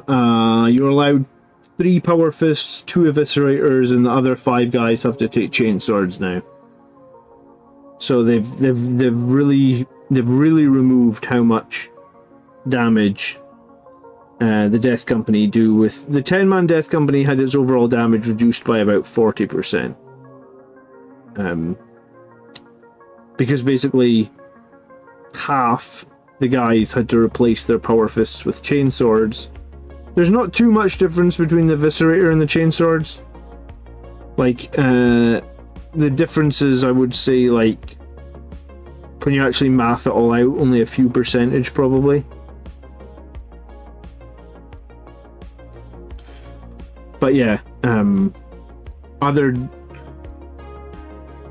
the Death Company will come down in points, though, but whether the points drops will be enough to keep them competitive, I guess, is the question.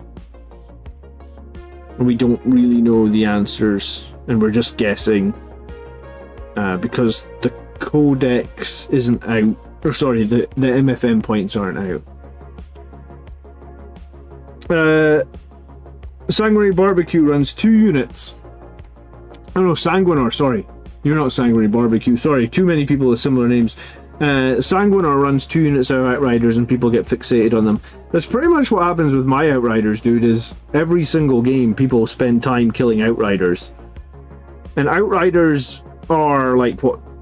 Like 25, 26 points a model or something? Toughness 5, 4 wounds? I'm quite happy for people to kill Outriders. Like, I feel like if they spend a turn killing the Outriders, just because they're T5 with 4 wounds, it just wastes their time and energy. And yeah, I mean, my Outriders kind of always seem to provide value for me, just because they're probably pulling firepower away from... And the Outriders are fast, right? So that's probably why people go after them, because they're like speeding around, doing secondaries, getting on objectives, just being a general little nuisance. So people feel like they've got to deal with them. But while they're dealing with them, I'm winning the game, right?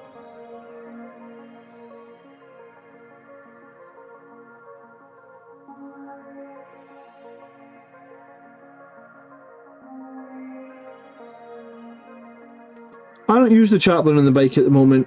I find Outriders have very big bases, and I think that might make it one of the reasons I don't use the chaplain on the bike. I think it might be hard to always have them in good positions to make charges and stuff like that, but if you're making it work, more power to you, man.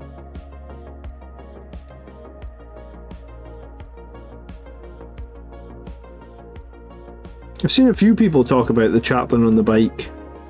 Do you run the Outriders as a 6-man or a 3-man then, if you run the chaplain on the bike? Alright, that's enough on this guy. He is... do you know what, we'll put a quick second coat on the base of Xandri Dust, or just cover the bits that didn't get very clear.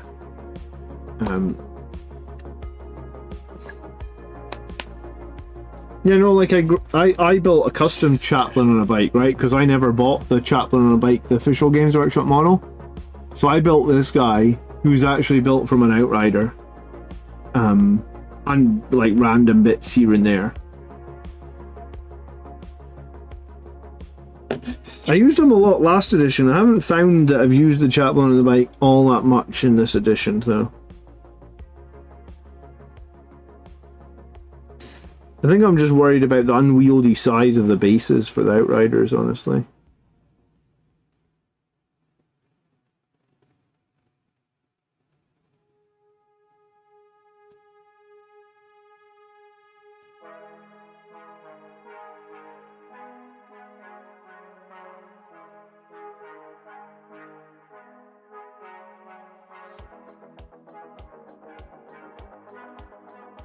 You're welcome, Spec, no problem, dude.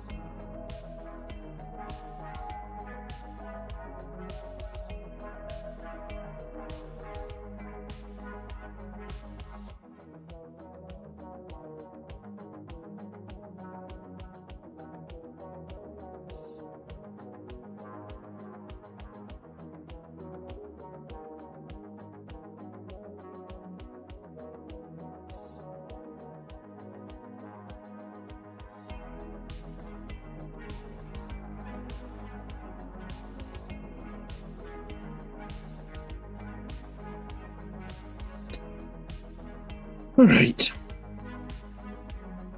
It'll be acceptable to field at least now. Doesn't look like much. He isn't much, but he is acceptable to be fielded rather than just fucking black, right? I converted 3 Outriders into attack bikes. Now I'm thinking about turning them back into Outriders. How did you convert them into attack bikes? You put them on smaller bases, or what did you do, Scoops?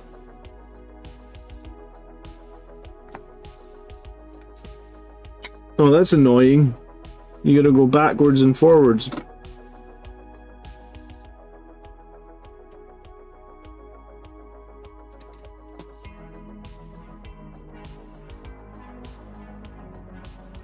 Trying to remember where I got to with these guys. All right, yeah, I was gonna try and finish up some of these jump pack bits. I need to do the brown.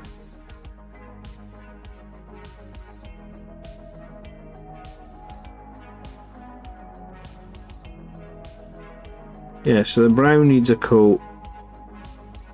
And some of these jump pack bits need a coat. Well, let's start with the jump pack bits. The blue I was using was the Fang.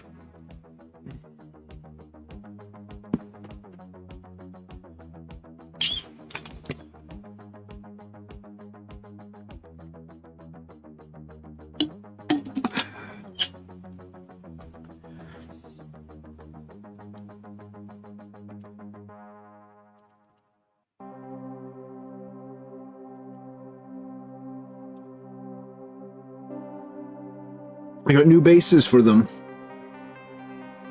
And you mounted Eradicator meltaguns on them. Whoa.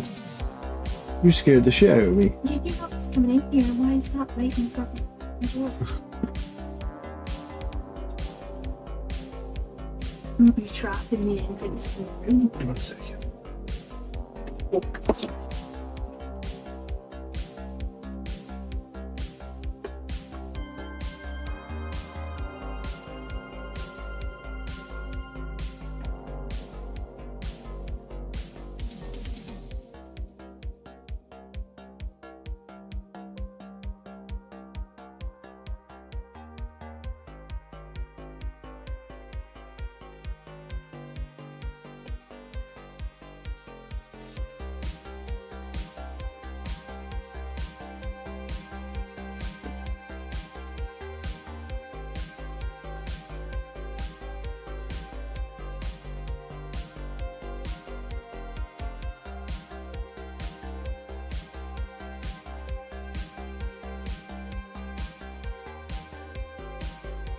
We'll do this. I didn't do it.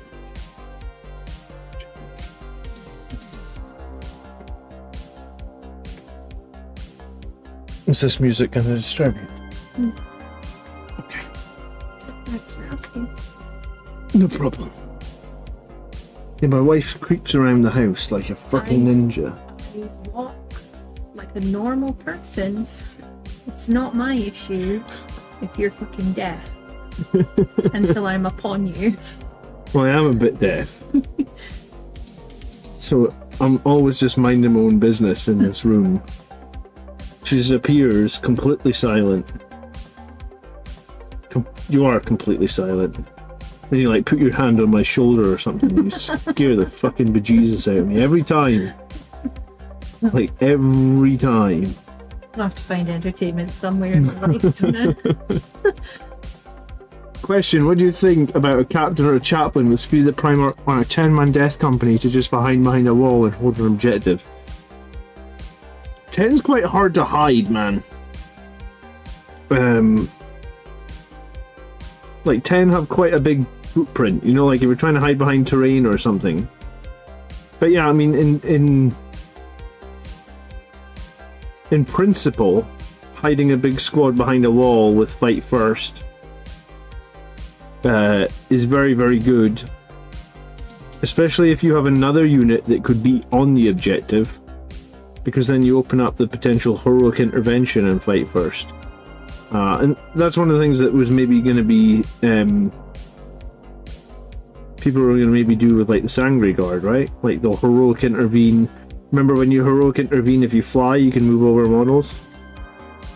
So you could have like, yeah, I suppose the 10 Death Company could be hiding behind the wall with fly, ready to heroic intervene over the top of the models, and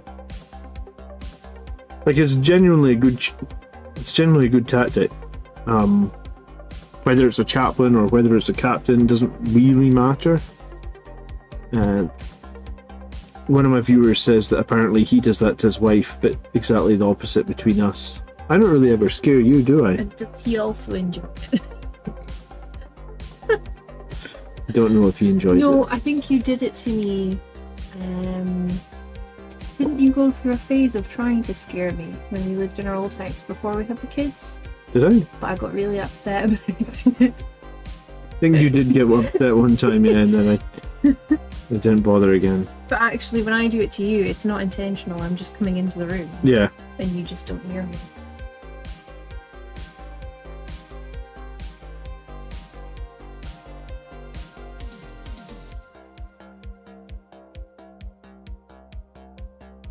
But yeah, I thought that we would see like captains attached to Sangre Guard with that fight first enhancement. Because the cool thing about the captain is he gives them +1 strength when they charge, right? So if you actually manage to heroic intervene, you would get +3 strength, right? Because the Sons of Sanguinius gives you 2 strength. The captain leading the unit on the charge gives you another strength. Oh, you're right. You have to have the chaplain with the Death Company because you don't have OBSEC otherwise. Well, it's not OBSEC anymore, is it? It's called Objective Control. But yeah, we know what you meant, Frank. Thanks for pointing that out.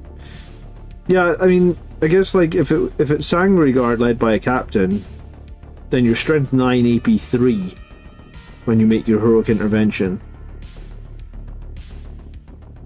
But yeah, I mean, there's options there. There's definitely options there to try and have a unit in behind with fight first, with potential heroic intervention. I think it's very strong. I think we'll see people use it. I mean, in some ways, that was kind of how I planned to play my Blade Guard, honestly.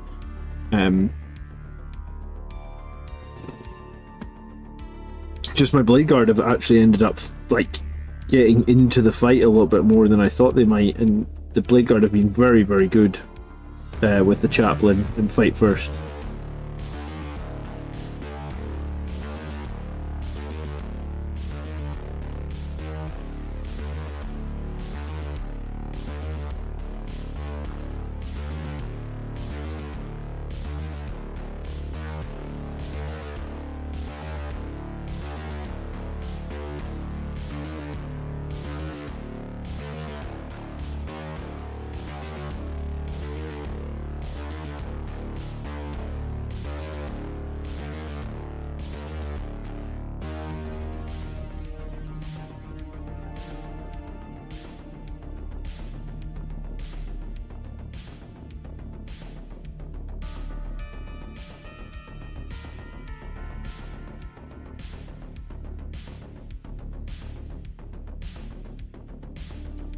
Do you think the Lost Brethren will get buffed? Like that Tyrannid Detachment, it's fairly similar. I don't actually know what changed with the Tyrannid Detachment, but I don't expect to see many people playing Lost Brethren as it stands. I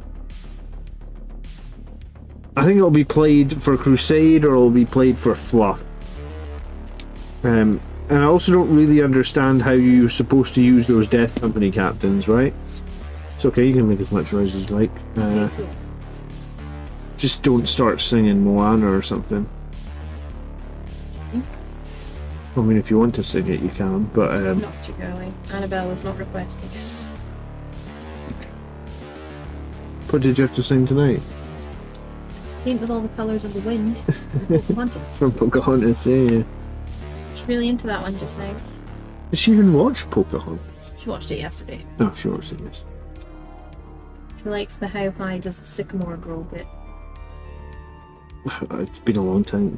The only time I have ever watched Pocahontas was that one time you made me watch it because you were like, you've never seen Pocahontas. And I was like, yes. Yeah, that's when I was pregnant with Annabella and the song Paint with all the colours of the wind made me cry. Oh yeah, I forgot that you were crying during that. Why did it make you cry again? Just because it was an emotional song? Hormones. Hormones.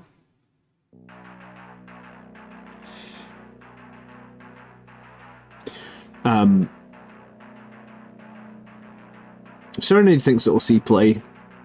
You think it'll see play at tournament, Cernade?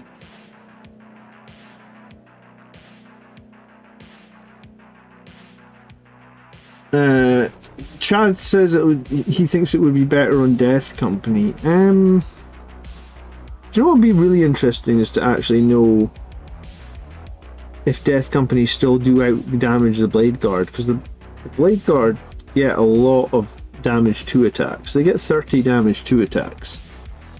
What does the Death Company get? I guess they get 20 damage to attacks on 20. Oh, okay, so yeah, I suppose the Death Company can do a little bit more damage than the Blade Guard. They're a little bit more expensive as well. Yeah, I find it... Having played both, or having played 10-man units for a while, 10-man units are pretty hard to hide in terrain. You usually have to hide behind the terrain. Whereas, like, I feel like a 6-man unit can sometimes hide in the terrain.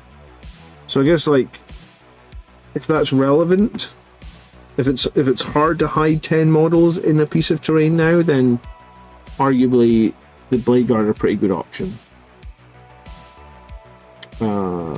You think it will definitely... Yeah, I suppose time will tell if the Lost Brethren Detachment gets play. I think of the three, it's the one I'm least likely to play.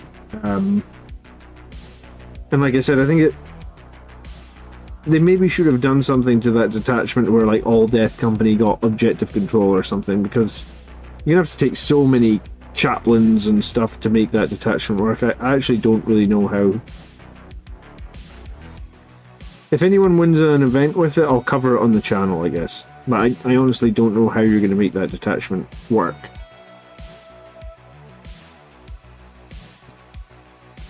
You think it'll be Hero Hammer detachment? Really? I guess we'll see. Oh, because of those Death Company captains with immortal wounds? Yeah, maybe there's something quirky in there that I'm not quite seeing. Like 6 Death Company captains. Would they even need to be attached to anything, or are you just going to YOLO them in? So you've still got your normal Death Company squads with chaplains, but you've got like a couple of Death Company captains you're just going to YOLO in and try and die and fight on death and do some mortal wounds, that sort of nonsense. I mean, I guess maybe. Maybe. It doesn't quite feel like the way I normally play Blood Angels, I guess. So I don't know, I don't feel excited about the Death Company detachment, I guess. God, every time I open this pot of paint, It's blue. No, it's just the seal on this one for some reason is gash. Is it drying up? Yeah, it's just the crap Games Workshop paint pots. I tried to clean it the best I could the other time. like last time on stream. Crusty paint. Yeah, it's not great. Crusty. It's really not great. I've probably had it too long.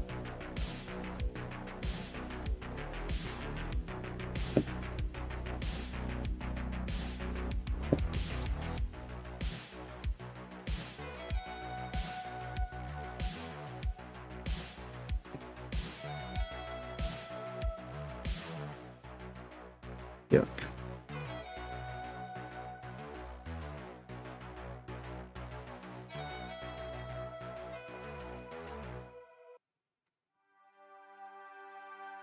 I don't know how I shake this paint now though, because I guess every time I'm shaking it, it's getting all into the seal,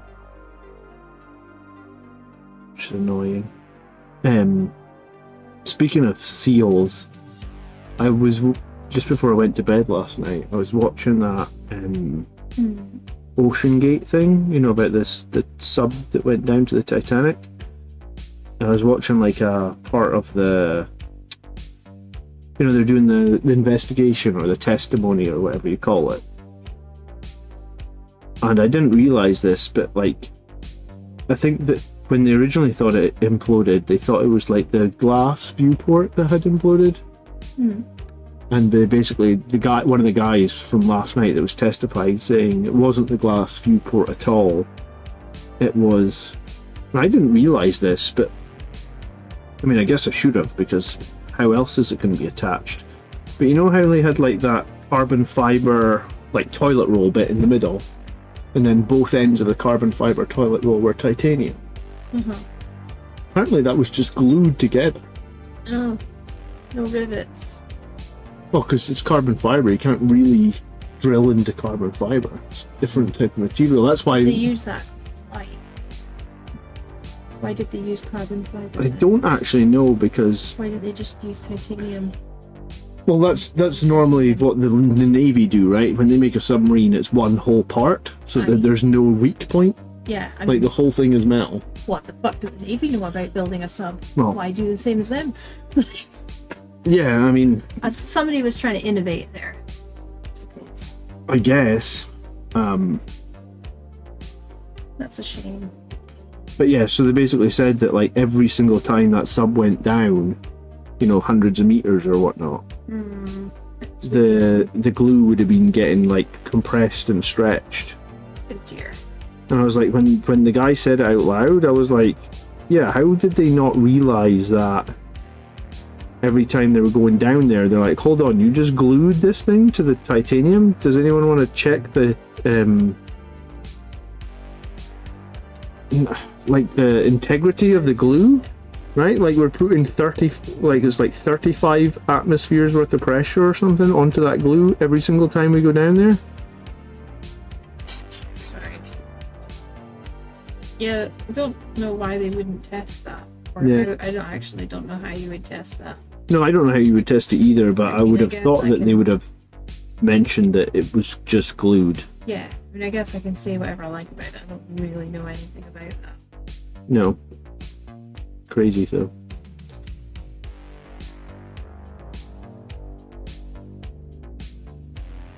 I mean, hindsight is a great thing, I suppose. Hey Antonius, good evening. Hello, it's Just Gamble, how you doing? Yeah, it's all hindsight is always a great thing, isn't it? We like to judge in hindsight. Still, I mean, I don't even like going in airplanes. I wouldn't have been going in a submarine.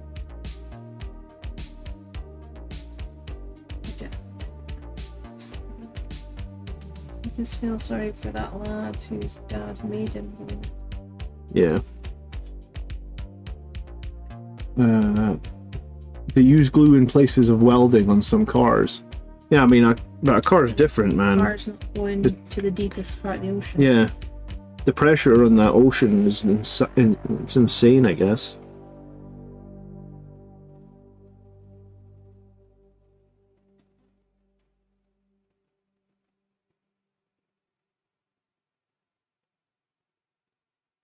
So how's everyone getting on anyway with their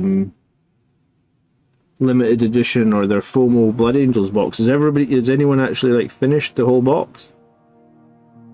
Surely somebody in chat has like almost finished it. I've barely started mine.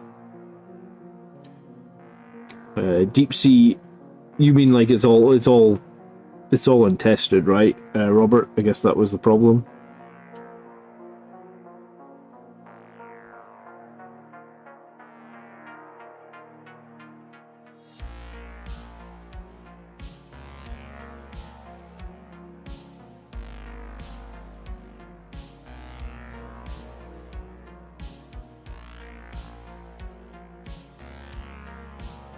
Snail Spot, you couldn't even get the box. Well, that's very funny. The pressure in the ocean is unfathomable. Oh.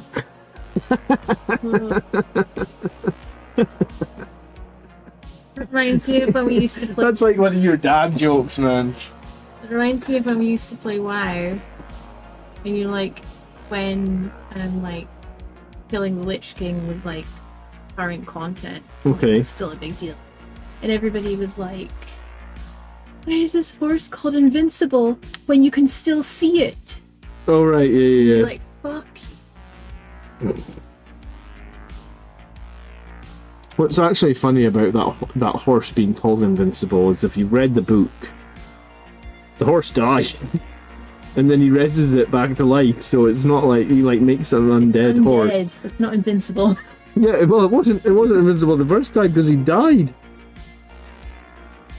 I think his, if I remember correctly, I think his horse died when he was going to see Jaina, because Arthas had like a thing for Jaina, like a secret of.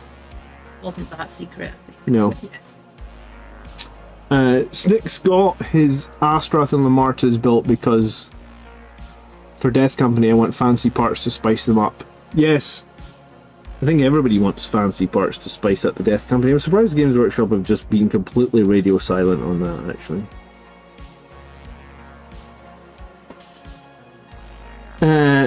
Fools play Warzone. I have built and painted the entire box except the 10 Death Company and Foot, as I'm going to buy some jump packs for them. Wow, good for you, man. How did you find building that Brutalis? Because I found it like the easy to build Ballistus Dreadnought is like 14 parts. The Brutalis Dreadnought was like 110 parts. I was like, why did this thing need to be 110 parts? I quite liked the easy to build version that just had like 14 bits.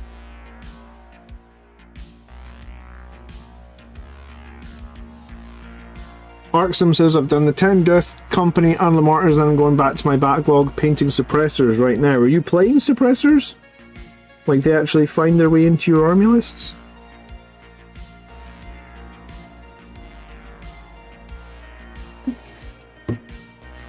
All 3 of my local stores had wait lists. Huh.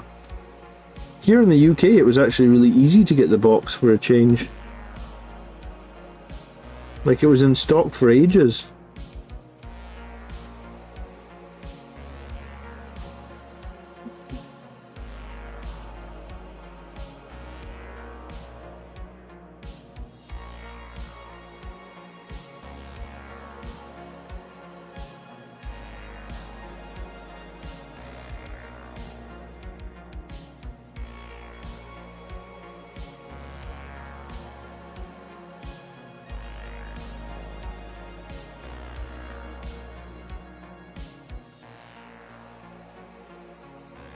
Yeah, I don't think anyone in the UK had too much trouble getting the box this time around, from what I saw anyway.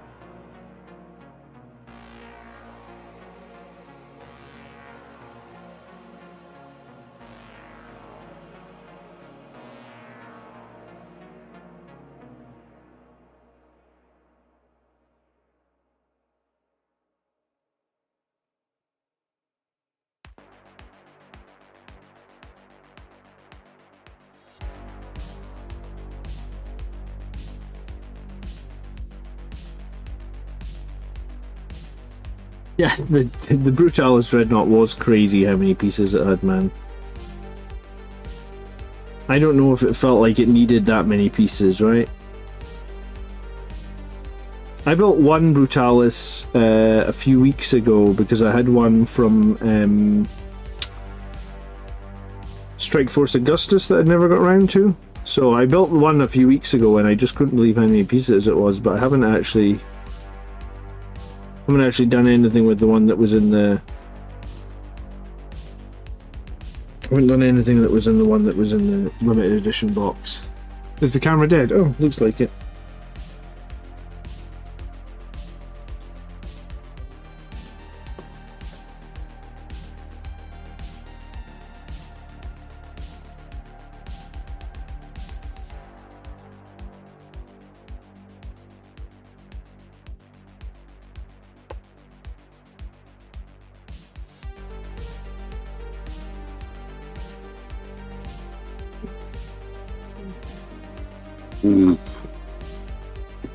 Probably. I mean, we all know how not having dinner until 11 p.m. gives you that. No. What's happened to my camera? Can you switch it off and on again? Yeah, I'm gonna start the app again. They probably had chicken that wasn't cooked properly. Well, aren't they? But then also they might have just picked it up. Oh, you might have picked up Because you can something get else. that if people sneeze around you a bit. So.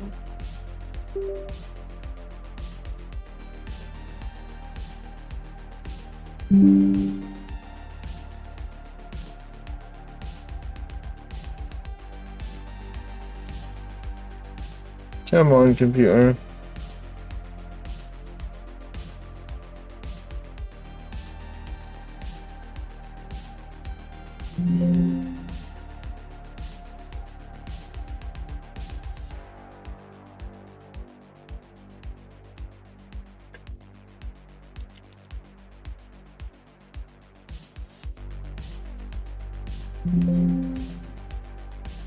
Yeah, my hand isn't that steady, I guess.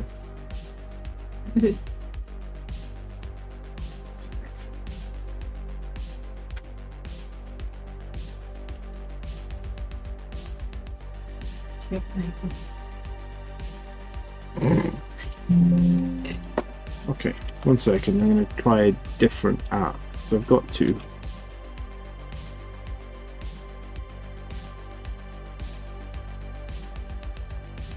Hasn't done that for a while. It used to always disconnect on my old phone.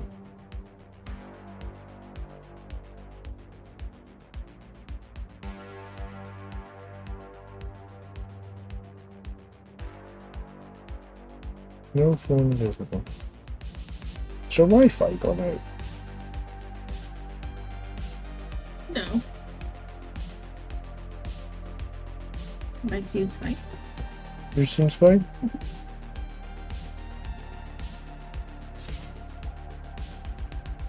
Maybe you just switch your phone off and on. I was going to say, it's an extreme situation where you need to turn the phone off and on again. Oh, come on.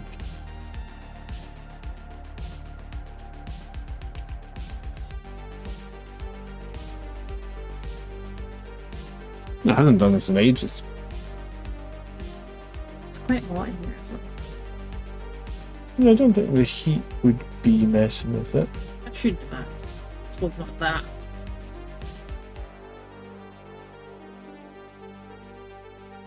DR. Come on.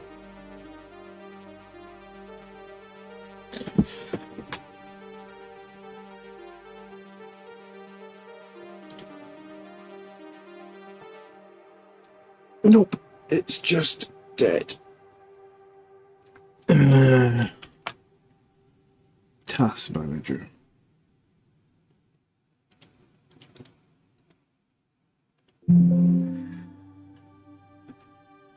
It's gonna be one of these. No. Alright, we'll give it one more try, and if this doesn't work, then we might just need to give up on the overhead cam. Start.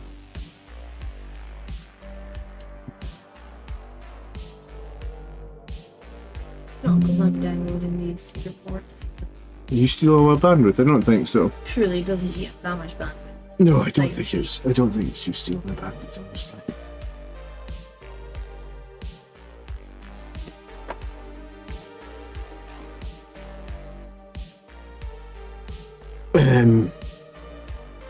It's just dead. It hasn't done that in ages.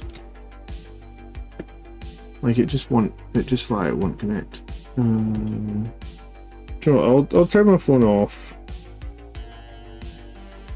Do you know what, it's been so long since I've turned my phone off. I was like, how do you turn it off again? I do that as well.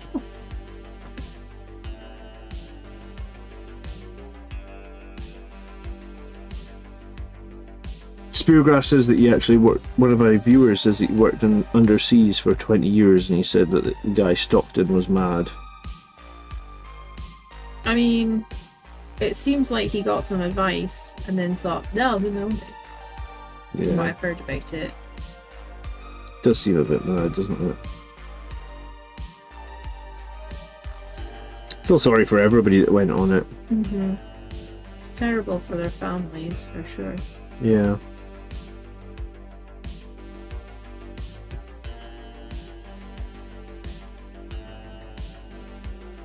Do you know what? I was going to say... I don't know. Right? For example, right? Speaking of like my phone, right? My phone just lost connection there with my computer, right? Mm-hmm. The phone was plugged in. But there's also a way to connect on the Wi-Fi, so it wouldn't reconnect on my, like I'm plugged in via like a USB-C cable, and I'm also on the same Wi-Fi network, and I couldn't get it to reconnect either way, right? Like I literally had to turn the phone off, and turn it back on now, right? Because that's what my overhead camera is. And when I saw the video for that Ocean Gate thing, they were controlling that submarine with like a PlayStation 2 controller that was wireless. Did you see that bit? No. So there was no like hard controls in that sub. It was like they're controlling it with like a Bluetooth PS2 controller or a PS3 controller or something. And I was like, that'd be like telling me that we're going to fly in an airplane and the pilot's controlling the airplane with like a wireless Bluetooth PS4 controller. I'd be like, hold on a minute, I am getting on that airplane because look, I just lost, like my phone is here, my computer is here, they're not even speaking to each other, you know? Like I'm not getting on an airplane if you're telling me that you're controlling it with like a Bluetooth controller. Yeah, no. like you know, sorry. Hey Alex, how you doing?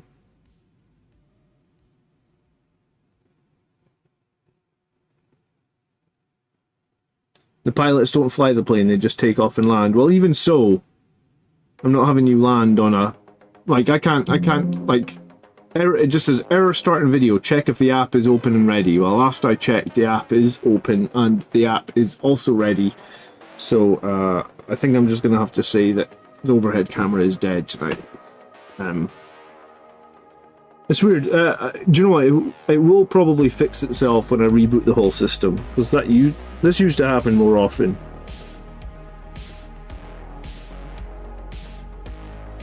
I have been doing some longer streams though. Like I am been live for like 2 and a bit hours, I guess.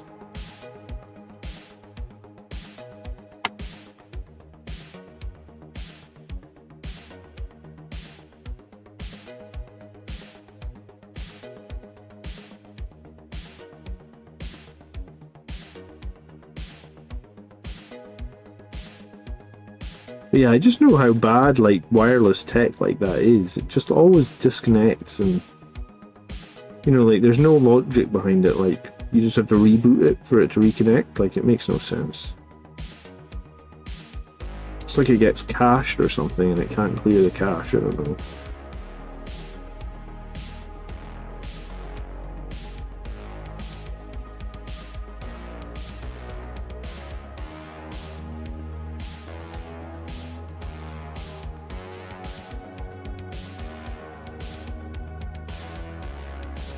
Fool's Play Warder Hammer says, I had a spare old Dreadnought still in sprues, so I managed to cut down bits and fill them onto the Brutalis to make it a real Death Company Dreadnought. Good for you, man.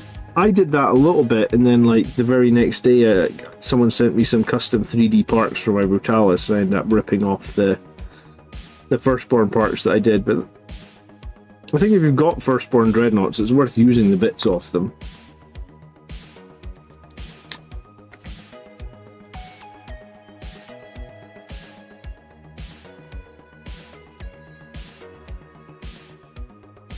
So I got completely derailed there by my camera failing on me.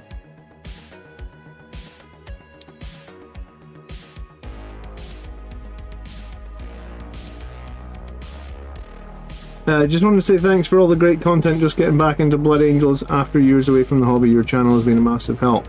You're more than welcome, Sam. Welcome back. Hello, Reki. How you doing? Good evening. My overhead camera is actually just giving up the ghost tonight, so a little bit annoying.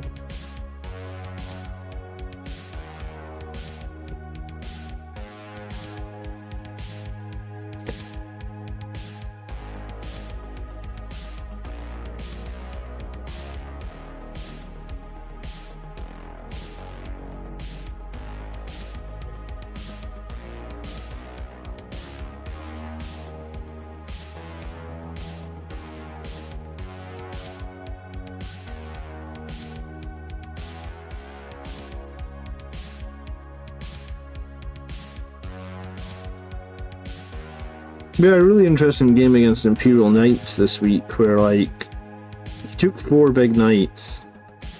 And I honestly thought that was going to be super difficult with the new detachment. But I had a 3-man squad of Assault Centurions, and if anyone hasn't played them, hello Zacharias. If anyone was enjoying Assault Centurions in Gladius, my goodness, the Assault Centurions do a lot of damage in Sons of Sanguinius, right? I think 150 points of Assault Centurions. The first night they went into, they did like, I think it was like 20 damage or something. It was massive, and then they killed that knight and managed to advance and charge into another knight. And then they did like, I think it was like 22 or 18 damage or something to the second knight. So it was just like the Assault Centurions with Sustain 2 in Gladius Detachment were amazing. With extra strength and the extra attack from Liberator Assault Group. Like, someone was asking me this week in the comments, was like, John, are you interested in doing Terminators?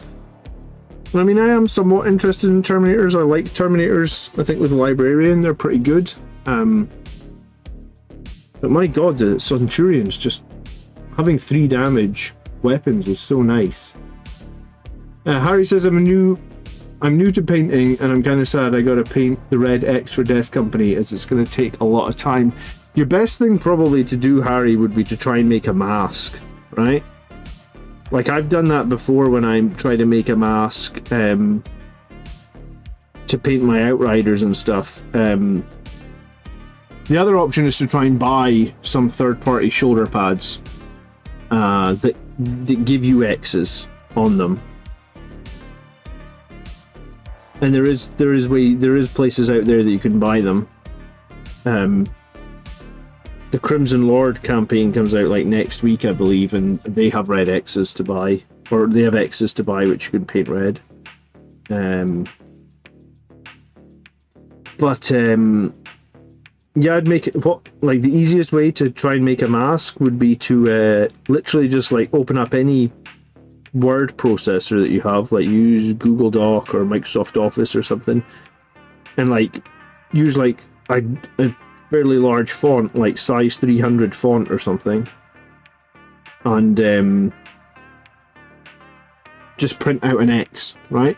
And then cut it out and hold it over the model and try your best to stay inside the lines. And then take your time.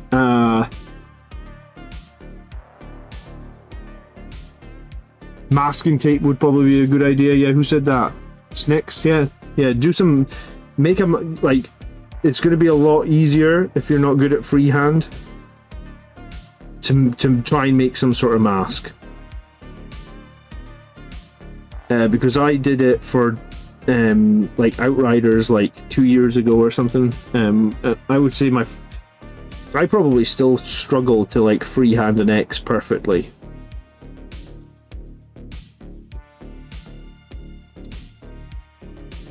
But yeah, so I would make a mask. The other thing you can do when you're trying to freehand is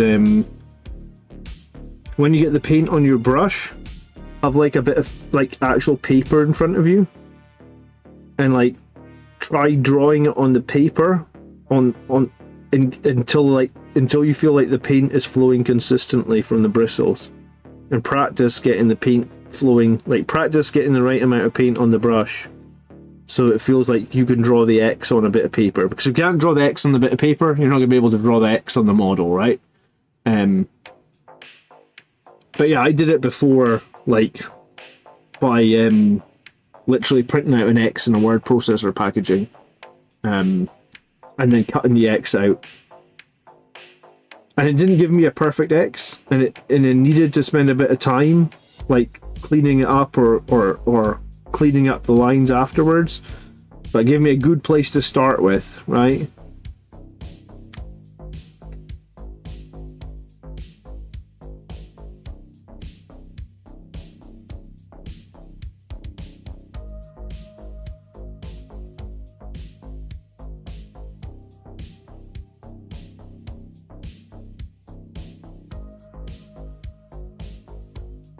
Robert used a laser cutter to make a mask, but a scalpel works. Yeah, I mean, if you've got like any sort of like a Stanley knife, you could use that to make the X on a bit of paper as well. Is who's asking about the red X's based in the US? There, if you're based in the US, Zacharias is going to help you out.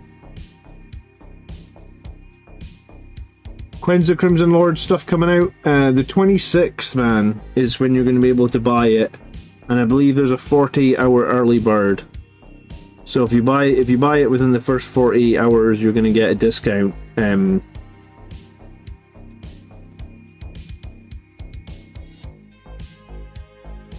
So I think it's this Thursday. I actually don't know what time of day on Thursday. I'll need to ask. But I believe it's this Thursday.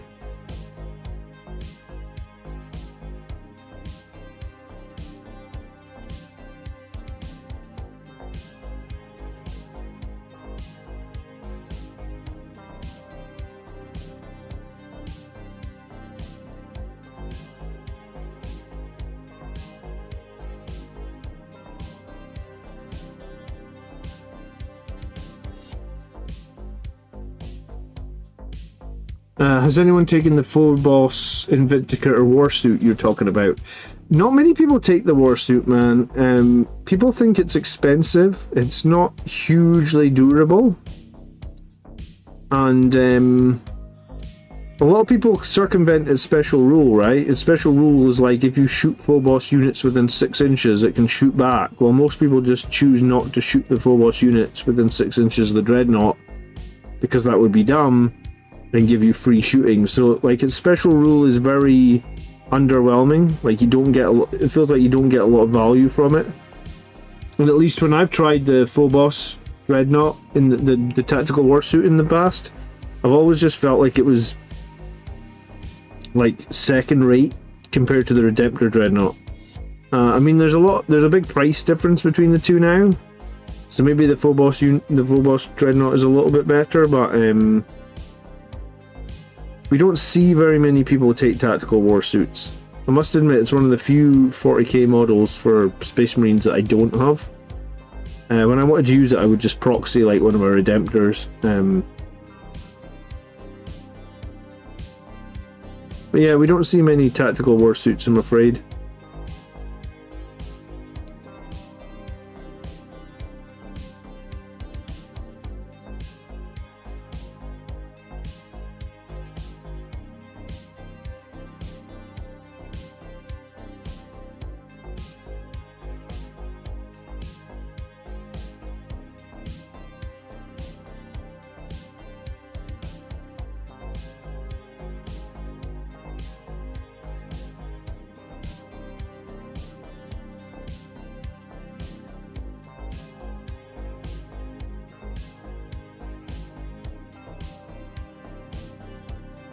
Its shooting's pretty weak.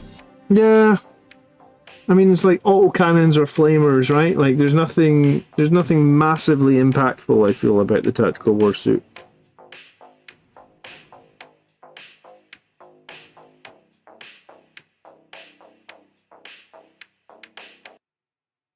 We really don't see them get much competitive play. I don't even know if there's a detachment they're particularly good in.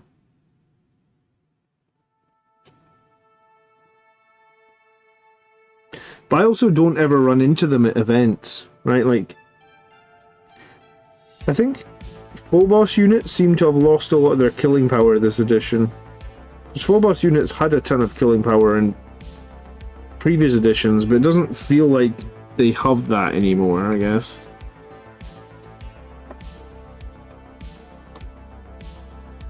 It's the highest strength in the codex, but its high strength is less meaningful now as well because of the change from the change for tank shock, right? Because tank shock used to go on the strength of your weapon, well now it goes on your toughness. So the one thing that I had going for was a really high tank shock. Its tank shock is not so high now, right? I took my Blade Guard with the Judiciar in my last game against the Black Templars, wiped out 15 Primaris Crusaders and won Fright Freeze with Savage Echoes. Yeah, I mean, so I've been running the Chaplain, Big Joe. This guy who I was you can't see him. This guy I was painting at the start of the stream. Because he has a fight first, and he's +1 to wounds. So basically, like, if you thought your Blade Guard with the Judiciar was good, imagine if they had +1 to wound as well, because that's what this Chaplain will give them. And the Chaplain can also remove the Battle Shock, so you can actually get both benefits from Savage Echoes. You can get the +1 strength and the +1 attack, and you can remove your Battle Shock. Which is really good. Pana says, hello boss, building my Death Company Redemptor from the army box. Did you manage to get any custom Death Company bits, man, or are you going to be painting it yourself? Carl says, good evening John, great video yesterday, made me feel better about painting Lamartus first. You're more than welcome, Carl, thanks for the feedback. It's interesting to see just how good Lamartus still is, right? Like, I expected, because everybody obviously got very excited about Astrath's new rules, and sometimes when people get excited about something, they can get fixated on it. I think even I got fixated a bit on, like, oh, Astrath's going to be so useful. Then when you actually math it out, it's like, oh, right, Lamartus is still just damn close and damn useful. I must admit, though, I have enjoyed playing Astrath these last couple of games. I do like having the dev wounds on his sword. I do like the extra, or the axe, I guess. I do like the extra strength. But, yeah, I think at some point I'll probably give Lamartus he hasn't been in my list for a little while. And I think maybe it was, for me, I was a little bit bored of playing Lamartus because I felt like you had to have him in every single list. So it's nice that they've kind of made it where it's like Astrath is just as good as Lamartus, and it's like a 50-50 pick there. So you've got options, you don't have to take either one, but both are good. So I'm quite pleased on the balance there. But it's interesting to just see how good Lamartus still is, because I expected him to be good, but not as good as the numbers showed.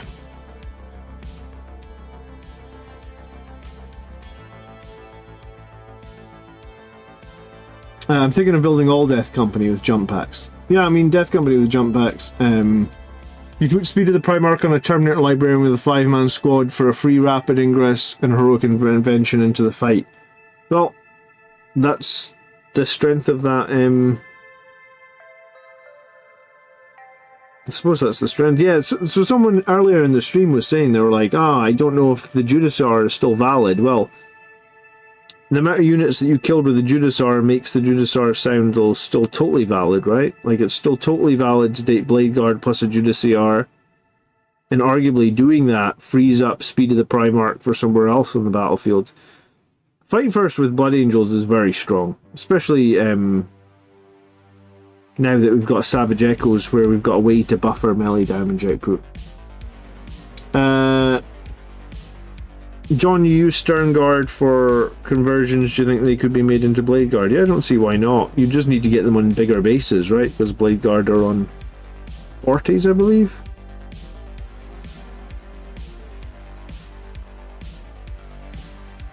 If you are converting to Blade Guard, you just need to find somewhere that sells some third-party Storm Shields, probably. Because the Blade Guard Storm Shields are quite big. But I found some, I think, on eBay, and even found some on eBay that had, like, Blood Angels, blood drops on those big Storm Shields. So some of my Storm Shields have, like, Blood Angels heraldry on them for the Blade Guard, and I think that's actually kind of cool. It would have been nice if that upgrade sprue actually had like a Blood Angels Blade Guard Storm Shield, because Blade Guard make a lot of sense in Blood Angels.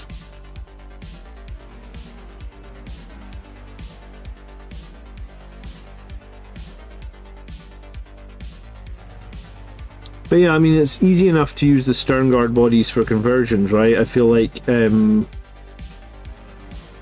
two that I converted into Death Company seemed... I think it's like the whole body, so it would just be a case of replacing the arms with the weapon options that you want, right?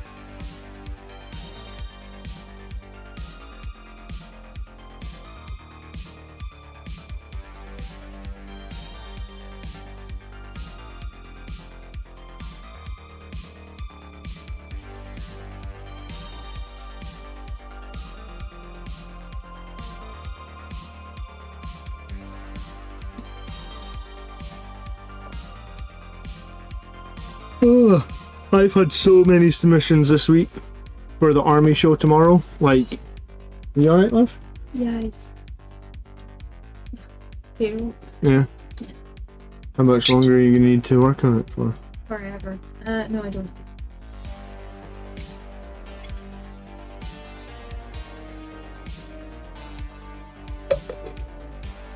Do you have any plans to do more masterclass style videos? Enjoyed the jump pack one, and I credit my recent loss win turnaround to it.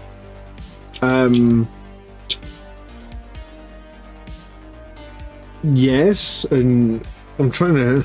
I make so many videos it's hard to remember exactly what was in a video. Well, I remember it was about getting the maximizing the movement and all that sort of stuff and the various maps.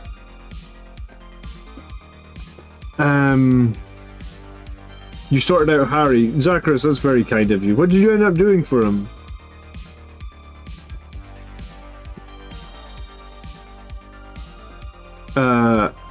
Yeah, I mean, if there's a video that you think that would be helpful, there's a video suggestions room in Discord. I posted a community post last week asking for suggestions, and also yeah, I was saying we get so many submissions. There must have been like 30 army lists submitted for the weekly show, which is tomorrow night at 8. So I guess there's a lot of activity. There's a lot of suggestions coming. I mean, I'm here every week. Bush, is that how you say your name? So I might not make a masterclass video again for a few weeks, but like, there's always going to be something, and I mean, although it might not be a masterclass video, there's always going to be something that's going to give you some tips or advice or help to get better at playing Blood Angels. If you're newer and you're looking for advice, I made a video maybe in the last like 3 months, maybe less actually, maybe last 2 months or something. It was like a video about how you get the most out of the fight phase. That would be a really useful video to watch if you need to learn some stuff.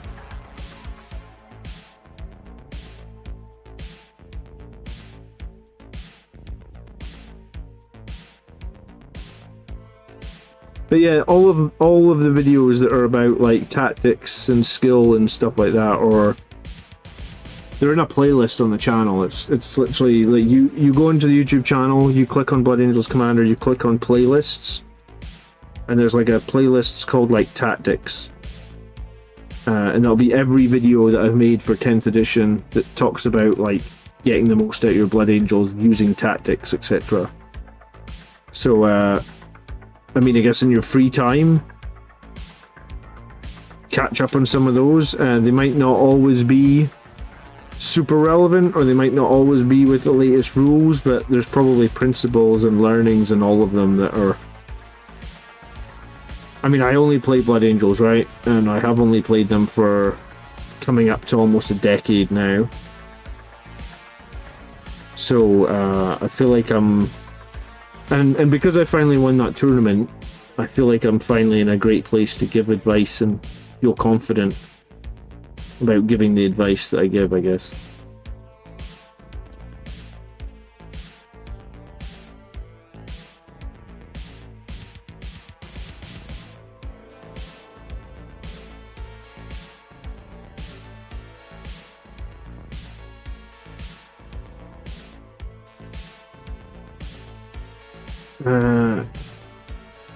So you've got the Judicar, you've got Librarian with, so you've got 3 fight first elements. The only thing I had to worry about was the fight on death strat. Do you feel like you need 3 fight first, though, I guess? Oh, Zacharias, that's very kind of you. Good on you, man.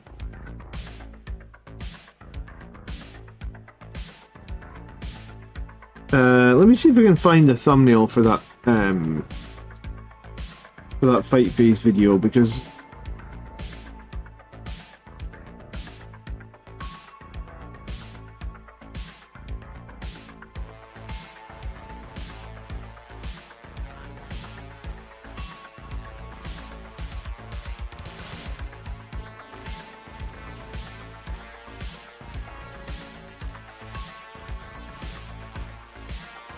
what on earth would I have called it?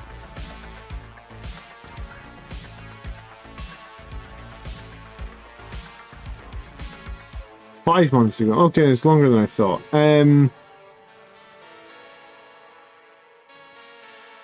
Oh, there's the frozen camera still there. Hold on. This video. This one here.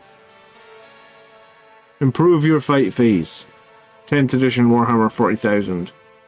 That's the thumbnail you're looking for. Do you know what? I think I can share, actually. I'll put it in chat for you. That video will help you with a lot of little nuances, stuff like that.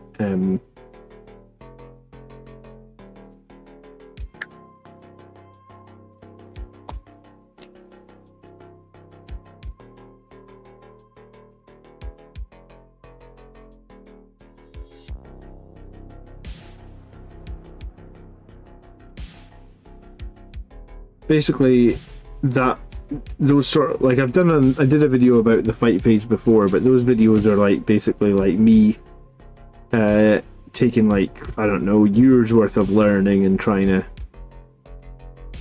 because there's so much like nonsense janky stuff you can do in the fight phase, so trying to absolutely maximize that is kind of always worth doing, I guess.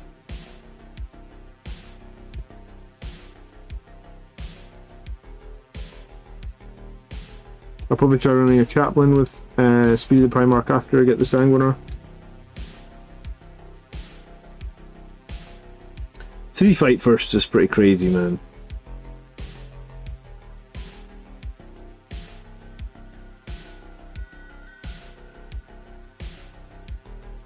But hey, it can totally mess with an opponent's army, right? I suppose against World Eaters or something that would actually be really useful. Do World Eaters still have a fight on death this edition?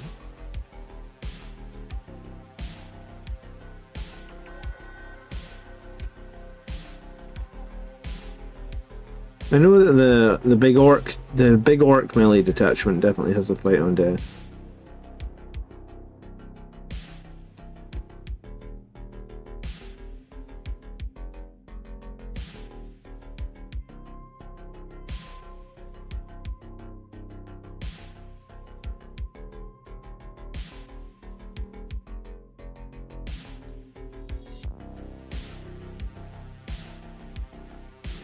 You okay, love? Yeah. What are you swearing about? I don't know, when you're finished your live stream, I've got questions. Okay. Well, if you've got work There's no rush. to do, I can wrap up pretty soon. No, there's no rush. I'm tired anyway. Some stupid. And kids will probably be up early for... It's not like they wake you up. Well, Sunday's usually the day I give you a lie-in, remember? Huh? Yeah, yeah. But do you want a lie-in in the morning? Yes, I do. You do? Okay. Well then... But I could get them to go back to sleep until like 8 o'clock. Because I did that this morning. That actually worked this morning, did it? Sort of, yeah.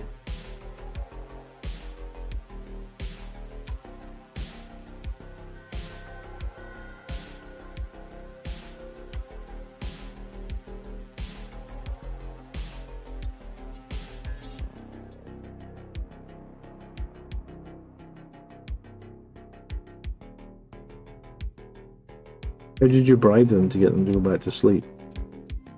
I said, Michael, I want to sleep for longer and go back to sleep. Okay. And then I ignored him until he did. Okay. Annabella actually didn't. Did you discern in the boys dropped an exalted 8-pound in one round of combat? A unit of exalted 8-pound. I mean, that's pretty cool, man. I normally struggle a bit with World Eaters because I feel like their combat's a lot better than ours, but maybe multiple fight first is a valid tactic to deal with World Eaters.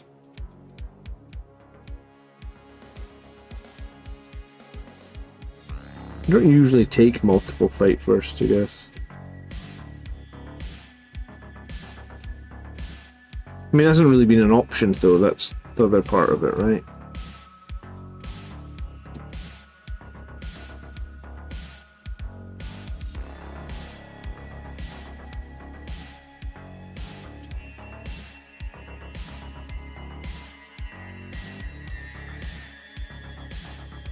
Sanguinar Mephiston, a chaplain with 10 death company,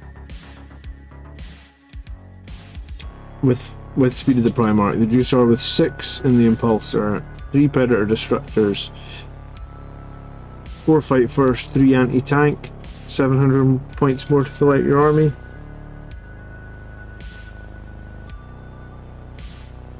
I feel like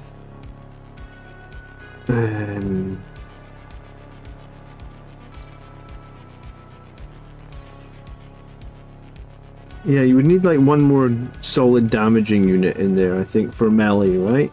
Like, at least that's how I feel, is like, my list has the Blade Guard, the Death Company, and the Sanguinary Guard. So I feel like 3 solid, hard-hitting melee units is probably the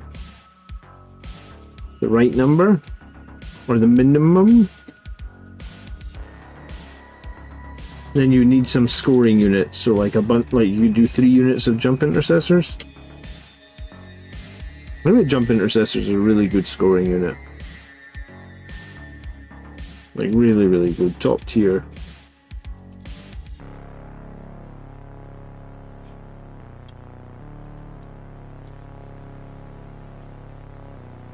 I think the Librarian with Speed of the Primarch on the Terminators, even though he is 280 points, I still think he's really strong. I think he's a pick that I would use. I think my plan is to give the Centurions a few more weeks try out, and if I end up not super in love with the Centurions, or if I feel like my list's just got too many weaknesses, I might change to that Librarian plus Terminators.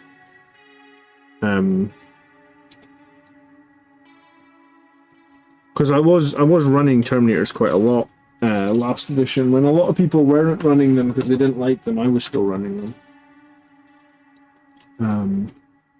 But yeah, so I was going to say, so tomorrow night's army show will go ahead at normal at 8, but there's going to be a lot of people, who submitted lists this week that aren't going to be on the show tomorrow just because there's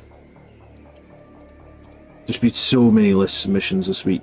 I must have had 30 list submissions this week, I feel like.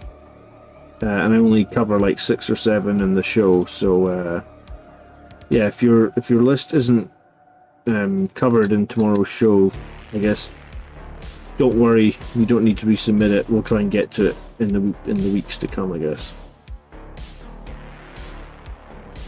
People are really starting to dig into Liberator Assault Group and make their own lists now, and there's a lot of lists coming out.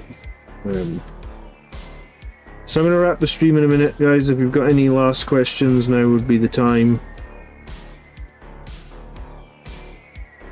I got some questions to help my wife with.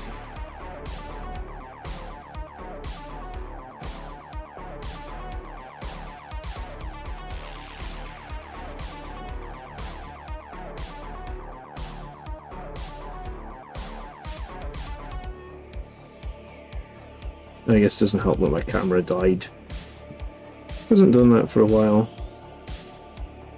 We'll try and get back to having another longer painting session at some point this week as well.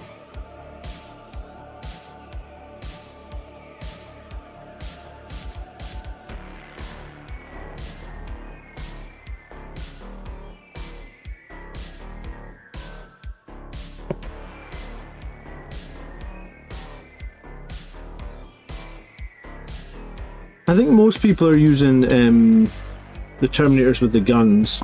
I don't think Assault Terminators are perceived as particularly strong, because the Thunderhammers have -1 to their weapon skill just because Games Workshop really don't like Thunderhammers at the moment. And the other Terminators, you know, they already hit on 3s with Power Fists. They have some guns. The Librarian's buff helps both the shooting and the melee, and then the other thing that's good about them is if you choose the Oath of Moment target, you get +1 to hit as well. So they have like a double. They have like a double buff almost.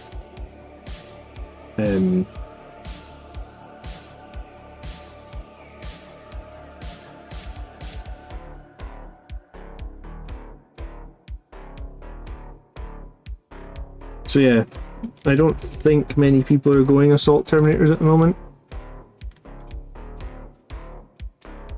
Maybe when they get a new kit, they'll get some new data sheets, but I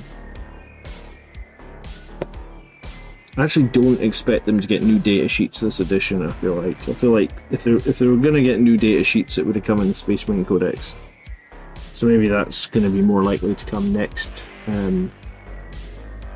Are you absolutely sure the right camera is on? No, my other camera died like half an hour ago, man, and I tried to reboot it like 6 times.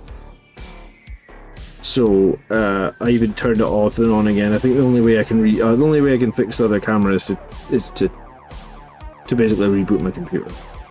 And I was already like 2.5 hours into streaming, so I guess I'm not rebooting. I'm wrapping up pretty soon anyway. But thanks for letting me know. And Amortrical, how do you say your name? Sorry. So yeah, the wrong camera is on, because the other camera decided it'd have enough. It's Saturday night, it didn't want to work anymore.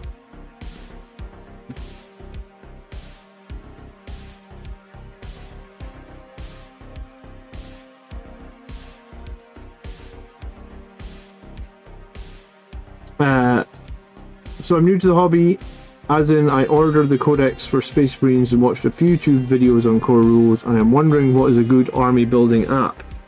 If you've got the Codex Space Marines, you know that the Games Workshop app is pretty good for building armies, man. It's pretty free as well, right? Like, you just go into the app, you click continue to free version, you go here and you can just make a list, and that's free. And once you've I mean, you only get one list if you don't pay for it. It's not the end of the world. I don't pay for it. When I don't like this list, I just delete it and make another one.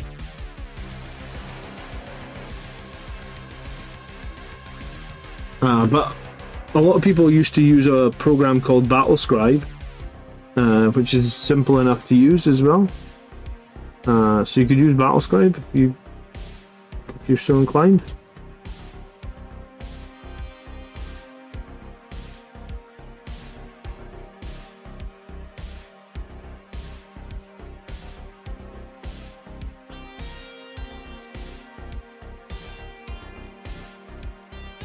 So the ball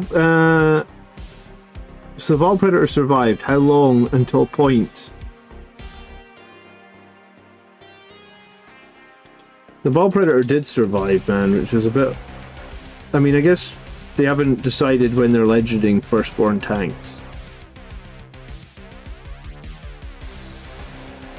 If I did the guess beforehand, I would have probably thought the ball predator wouldn't survive.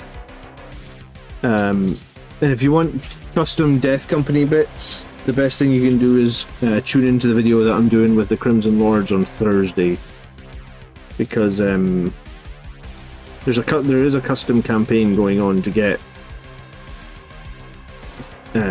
more specific Death Company bits. Because yeah, there was nothing that in those 3 upgrade sprues that you got in the box, or the 4 upgrade sprues, there was no Death Company bits. It was very disappointing.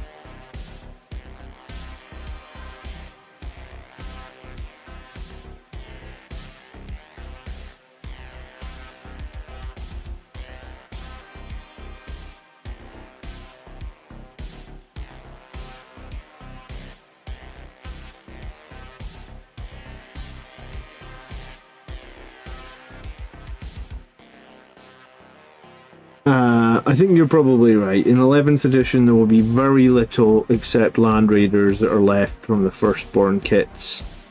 They might keep tactical squads for one more edition. They made a big deal about how they were keeping them for this edition, and what's funny is that I don't honestly think I've ever seen someone run a tactical squad in the last decade, but they definitely made a big deal about it when 10th edition came out. They were like, don't worry, you'll be able to still see tactical marines coming out of rhinos. And I was like, dude, no one's run tactical marines out of rhinos for like 10 years. Why are we even talking about this?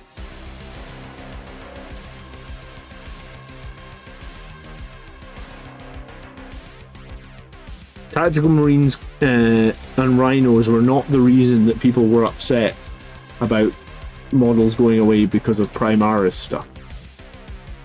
In fact, nobody cared, I feel like, about tactical marines. Well, maybe one person, somebody somewhere cared about tactical marines and rhinos, but for the most part, nobody cared.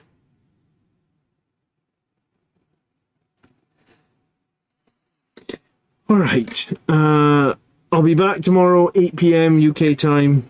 That'll be our weekly army show, so come join us then.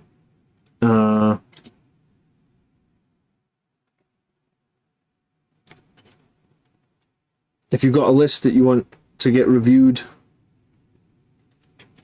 you can submit it in the comments of a YouTube video if you've got an army list that you want reviewed. But if you submit it tonight, you're probably not going to be on tomorrow's show because there's been an absolute ton of submissions this week. So just be aware of that. And I guess even if you submitted your list this week, it might be a week or two before we cover it, because I assume that most of the new submissions are lag-based submissions, or at least the new detachment-based submissions. So I guess we'll find out, because I've just taken notes of them, I haven't really looked at them. So I'll see you guys tomorrow at 8-ish for the weekly army list show. I hope you guys have a nice Saturday night. Thanks so much for hanging out. If you didn't yet, click the like button on this stream. I would appreciate it if you would consider doing that before you head off. And if there's any other questions, ask them in the comments, and I'll do my best to reply. Have a great Saturday night, guys. Thanks so much for watching. We'll see you all soon. Peace.